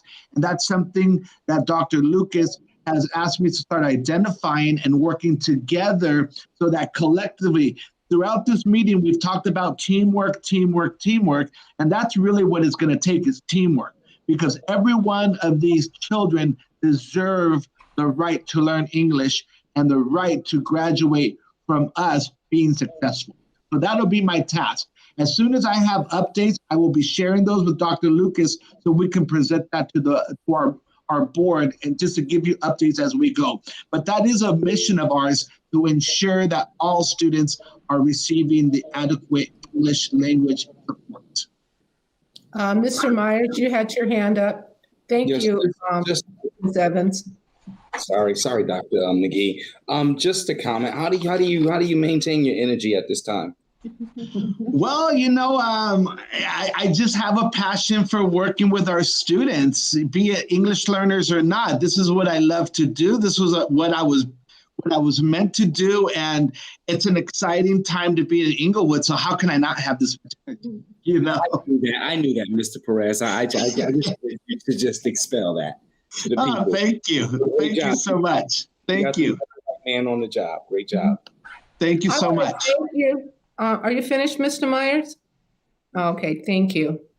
I am so happy to see you in this position, only because my family, when they moved to Inglewood, they spoke Farsi. And there was absolutely no support in any school district, if you ask me, that would address that. Most of the materials we see are divided into English and Spanish because that is the dominant language that so many of our students speak. And based on your report, the data shows that. I'm going to be rooting for you, but our students that have been non-Spanish speaking as a second language have truly been left out. Those students from Jamaica that speak Spanish, they have had to get help elsewhere through family members that are able to help them with their English. But the district provided no support unless you did speak Spanish, because most of all of our materials are divided into Spanish and English. So I'm excited about your new role, and whatever the board can do to support you in this new endeavor, I will applaud that, because we are living in a multicultural community. And as Inglewood begins to grow, those are some of the marketing tools that will enable us to reach all families if we have a plan. So thank you, Mr. Perez, right here. All right, Dr. Torres. Thank you so much, board members. Mr. Perez, thank you so much for your wonderful presentation. I too am excited that you're in this new role and look forward to receiving future updates. So thank you again. Thank you, Dr. Torres, and thank you, board. Thank you so much. We're going to move to our last presentation. It's a very brief update on our technology plan. This is item 11J. And I am going to introduce our presenter, Dr. Lucas, our Chief Academic Officer. Hello, everyone. And as Dr. Torres shared, I am the last presentation. Please hang in there with me. Okay, thank you, Ms. Morales. I'm ready. So this evening, board members and community, we will provide a very brief update on our technology plan. So I'll be speaking to the dimensions of our tech plan, just to give you a preview, quick technology update in terms of what's going on in instructional technology and information technology, and then our next steps regarding the plan. Okay, Ms. Morales, I'm ready. So high level, our technology plan is going to revolve around these key dimensions that you see in the left column. So collaborative leadership, community and culture, learning, curriculum, and assessment. And next to the dimension are the goals embedded in the tech plan that will get us to high proficiency in executing the tech plan in each individual dimension. And so you'll see that several goals are in more than one dimension, and that's because so much of this work is intertwined and interdependent. I'm ready, Ms. Morales. And then we get into the dimensions of teaching, of course. So the first three are kind of, I think, what everyone thinks of when they think of instructional technology. The next three are critical in ensuring that the first three can happen. So what Terry and the IT department does around infrastructure and the digital ecosystem, so setting up the bones of our technology plan is absolutely critical. At a future date, Ms. Wheeler will give an update on what our infrastructure is capable of doing. So it's built for the future. It's not built for the present. It's built so that we can absorb different type of devices and a different ratio of devices to student. Then funding and resources. No technology plan will be successful if the organization does not think about the resources necessary to make it happen from the get-go. That's usually one of the key places where a technology plan falls down. Organizations have very aspirational plans and don't think about the allocation of resources to make sure it happens over a number of years. And Cabinet, with Dr. Torres' leadership, is being very thoughtful about that. And then lastly, the policies and procedures that are necessary to ensure the safety of all involved in our technology infrastructure. Thank you, Ms. Morales. I'm ready. So in order to ground our technology plan, we do a lot of data collection around what's going on with tech in the district. To what frequency are students and teachers accessing our various instructional software programs? How many tickets are being submitted on regarding different issues so that the IT department can anticipate challenges with IT before they happen and provide solutions before it becomes a problem for the entire organization. So there's several data points that we look at when it comes to instructional technology and information technology. This next piece is a survey we're sending to and have started to send to all stakeholders so that we may get input from our stakeholders on how they feel technology is going. It's a self-reporting survey. I have rolled this survey out in another district, and the results are incredible. The reports that we get from this survey will help guide our instructional technology and IT implementation. Ms. Morales, I'm ready. And the survey, the Bright Byte survey, is administered to these stakeholder groups, teachers, administrators, students, and parents. So the reports we get back from this survey are incredibly robust and provide us with a real clear picture of how our stakeholders are perceiving and experiencing technology in the district. I'm ready, Ms. Morales. So a quick legend of our acronyms. We learned our lesson, Dr. McGee. So the CASE framework is what grounds the Bright Byte survey. So it assesses data in the 4 areas you see here. CASE stands for classroom, the classroom dimension, access, skills, and environment. The 4 C's stand for creativity, critical thinking, communication, and collaboration. And lastly, the 3 P's, and you'll see these later in the presentation, policies, practices, and procedures. I'm ready, Ms. Morales. And so what does this CASE framework mean in actuality? You'll see in the blue band what each dimension measures. So for classroom, we're looking at the 4 C's that I just defined: digital citizenship, assessment, and lastly, assistive technology. In other words, how are we leveraging technology to support our students with special needs in creative and innovative ways that advance their learning? I'm ready, Ms. Morales. Then we look at access. To keep it simple, access at home and school. Do students have access to devices? We know that we are a one-to-one district now, so we expect to do well in that on that data point. And also, do they have access at home? That usually connects to connectivity, their Wi-Fi access. So the bones of technology is what this dimension measures. I'm ready, Ms. Morales. And then we move to skills. Do those in the organization who are responsible for rolling out technology have the foundational skills, the skills to engage online in meaningful ways, more than a Google search? Are you able to assess information, discern what is accurate information versus what is put out there as propaganda, that type of skill set? And then lastly, multimedia.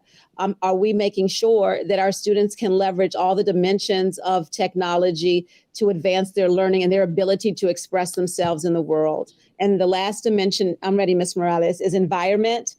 And that goes back to support professional development. And what are our belief systems about technology?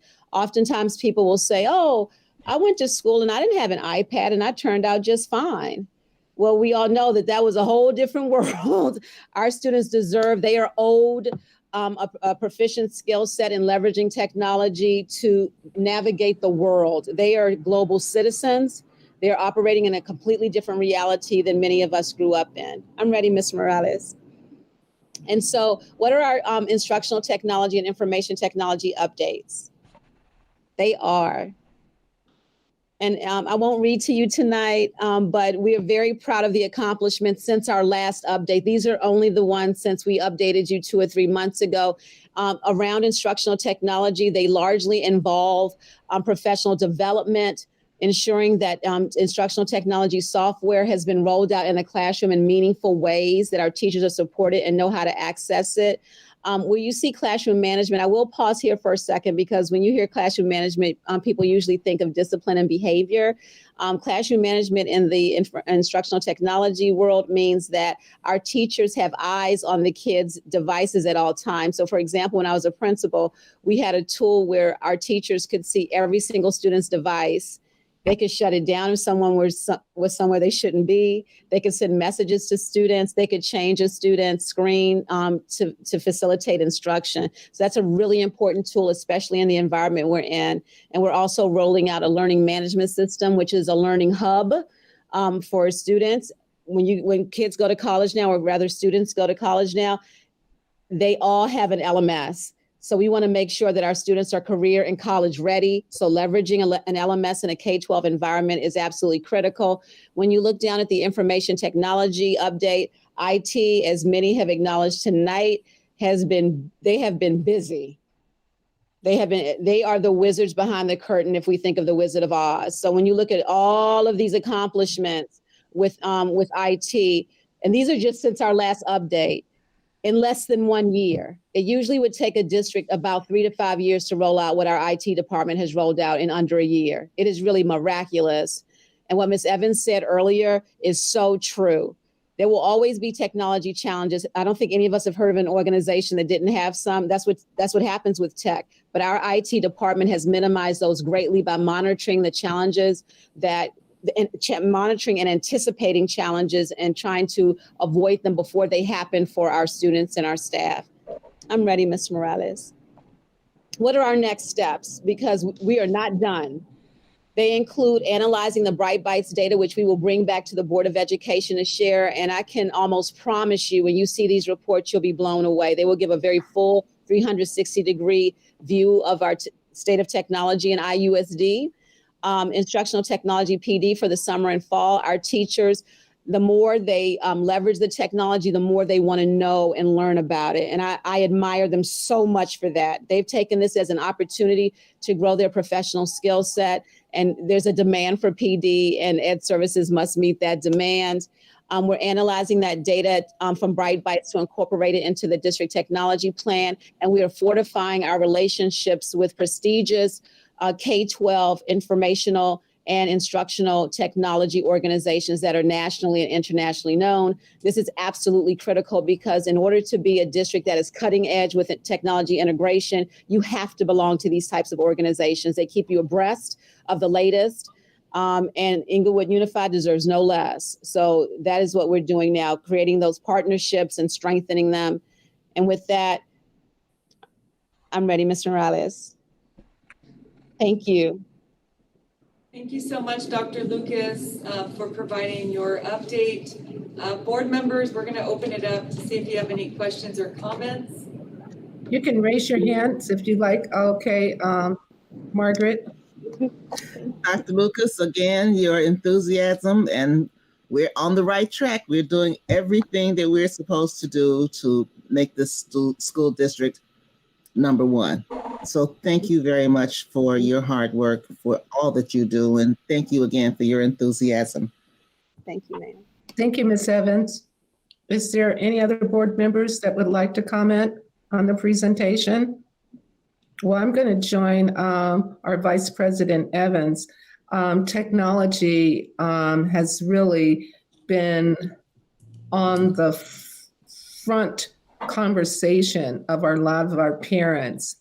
And when I see our children on these various platforms, I was sharing with Dr. Torres, I attended the CDC's Black History program, and to see those little babies on their little iPads, it was so encouraging and so inspiring. And, I grew up with an 8-track tape and everything you can think of from the 60s. But, moving into this technological community, our children have such an opportunity because this will be all that they know for the most part. So I just applaud your commitment, your enthusiasm to making sure that IUSD is, in the forefront of technology. And I want to once again celebrate the IT team because even with me having to come in and get on this platform, they have been absolutely very, very helpful. So thank you, Dr. Lucas, and thank you, Dr. Torres, for just ensuring that when we come to these board meetings, there is information that our community can really understand. And one other thing, I ask for you to spell these things out because we don't live in your community. Yes. And I'm going to give you guys a test one day of my community, and I bet you guys are going to only get one answer right. Okay. TBDDOCKPP.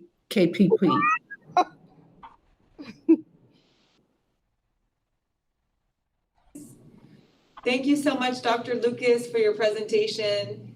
Great job. And I also want to acknowledge and thank all of our IT staff for doing such excellent work. So congratulations.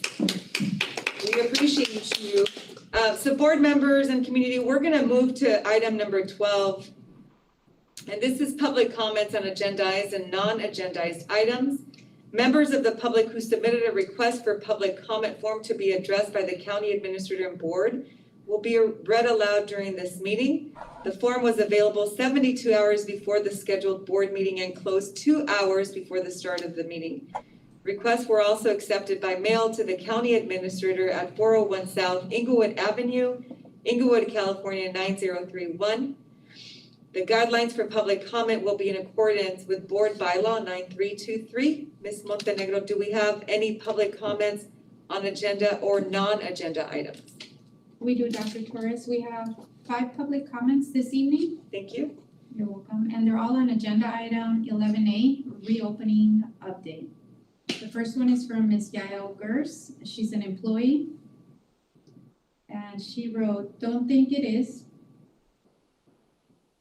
I am concerned about how rooms will be cleaned up during the day. High school and middle school have students changing classrooms during the day. I am concerned that I will be expected to teach students in front of me and on Zoom at the same time.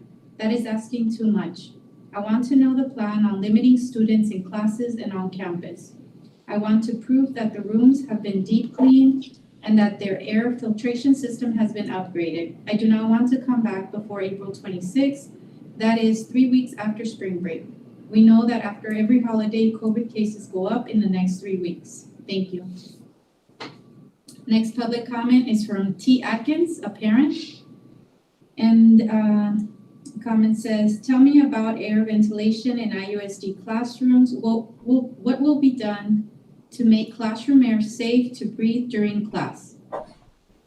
If ordered to leave a public comment for this meeting, I was asked to leave way too much personal information, phone number, email, and an address. If you want stakeholder participation, please make it easier for me to participate by asking for less personal information. Thank you."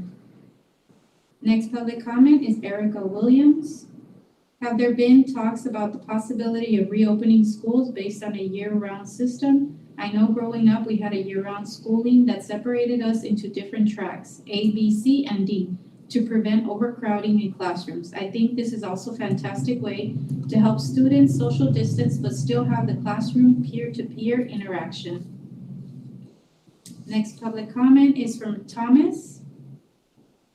"Should vaccinations be made mandatory for students to return to school, or will parents be left to decide on their own?" And the last public comment this evening is from Jesus and Francisca Ramirez, parents.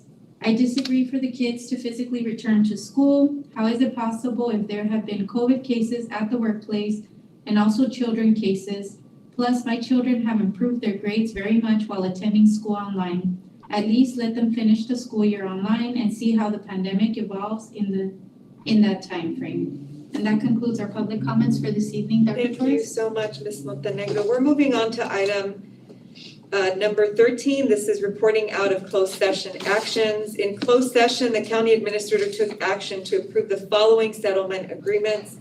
Office of Administrative Hearing case numbers 20201, 20593, and 20201, 20787, and case number SE 05 2020 2021 PG. Additionally, in closed session, the county administrator took action to reject the liability claims identified in the closed session agenda under items 3B1, 3B2, and 3B3. We're moving on, board and community, to consent calendar action items. So we're going to begin with item 14A under Human Resources Division. Does our board have any questions or comments regarding items 14A1 through 14A10? If you have no questions or comments, we will move forward. Dr. Torres. Thank you. So being that there are no comments or questions, items 14A1 through 14A10 are each approved. We're now moving to 14B under Business Services Division. Board members, do you have any questions or comments regarding items 14B1 through 14B7? If you have no questions, Ms. Evans, you have your hand up. Is there a question? Dr. Torres, we will move forward. Okay, thank you. Items 14B1 through 14B7 are each approved. We're moving to item 14C under Measure GG and Facilities. Board members, do you have any questions or comments regarding items 14C1 through 14C14? Board members, if you have no comments or questions, we will move forward. Dr. Torres. Thank you. Items 14C1 through 14C14 are each approved. We're moving to 14D under Educational Services Division. Board members, do you have any questions or comments regarding items 14D1 through 14D6? Board members? And just for a point of reference to our community that's watching, we have the opportunity to go over all of this with the state administrator prior to our board members. Many of our questions or concerns are brought up at that time. So moving forward, Dr. Torres, we have no comments or questions. Thank you. So items 14D1 through 14D6 are each approved. We're going to move to 14E. It seems like there are no questions or comments regarding items 14E1 through 14E3, so these are each approved. We're moving to item 14F under County Administrator. And what I wanted to highlight is 14F3. This is the appointment of the 2021 CSBA Delegate Assembly election for Region 24, Los Angeles County. So the California School Boards Association, or CSBA, has issued its ballot for candidates for Delegate Assembly, Region 24 of Los Angeles County, to serve up to 2-year terms beginning April 1st, 2021 to March 31st, 2023. And the ballot provides for the board to vote for up to 6 candidates. Dr. McGee, would you like to weigh in on this discussion? Yes.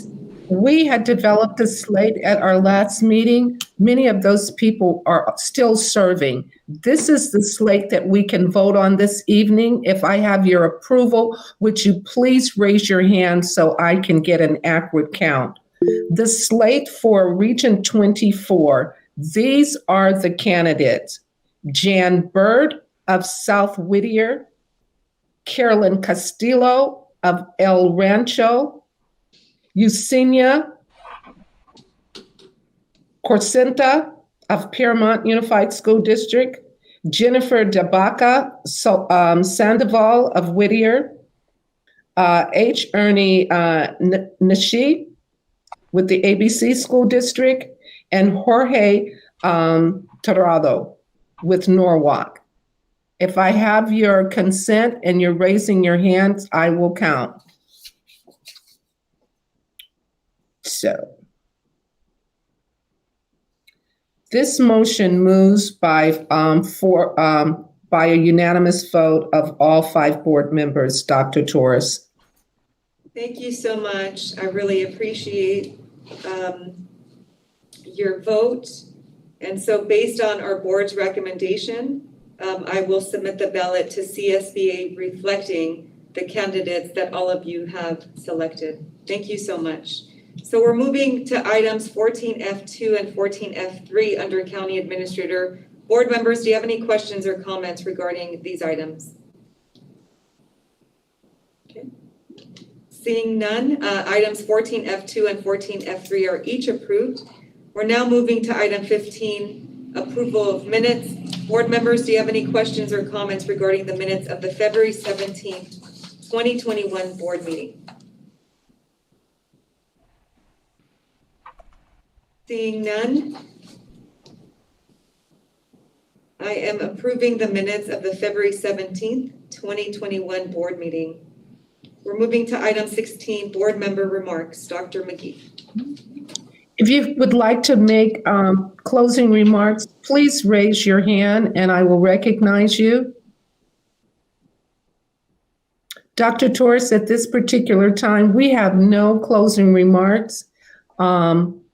We just want to say to all of our women in the district that we are celebrating you this month. And again, we appreciate all of the work that you do to celebrate our children, parents, and community. Thank you, Dr. Torres. Thank you so much, board members. We appreciate that. We're moving to item number 17 under County Administrator remarks. Just wanted to acknowledge 2 of our amazing staff members. The first employee that I'd like to recognize and honor is Ms. Sharon Roby. She's the Administrative Secretary for the Maintenance and Operations Department. She recently graduated with her Bachelor's of Science in Management. And I just wanted to take this opportunity to congratulate Ms. Sharon Roby. She is truly an inspiration to all of us. So congratulations, Ms. Roby. Next, I'd like to introduce one of the newest members of our family. He is our new Deputy Chief Construction Management Officer, Mr. Tae Kim. And Mr. Kim has been involved in the planning, design, and construction of facilities for over 17 years. And he has experience in both public and private sector, representing the owner of public agency, architect, and contractor. And he recently served as Facilities Development Manager on comprehensive modernization and classroom addition projects for the Los Angeles Unified School District. And I want to take this opportunity to welcome Mr. Tae Kim, and congratulations. Thank you, Dr. Torres. I am excited to join the Inglewood Unified team, and it is my pleasure to support the tremendous efforts of the staff, administration, and students here at Inglewood Unified. Thank you so much. Welcome aboard, Mr. Kim. We look forward to working with you. We're moving on to item 18, board members and community. Our next regular board workshop meeting is scheduled for Wednesday, April 21st, 2021. So we're moving to item number 19. Our meeting will stand adjourned at 8:38 p.m. Have a wonderful evening.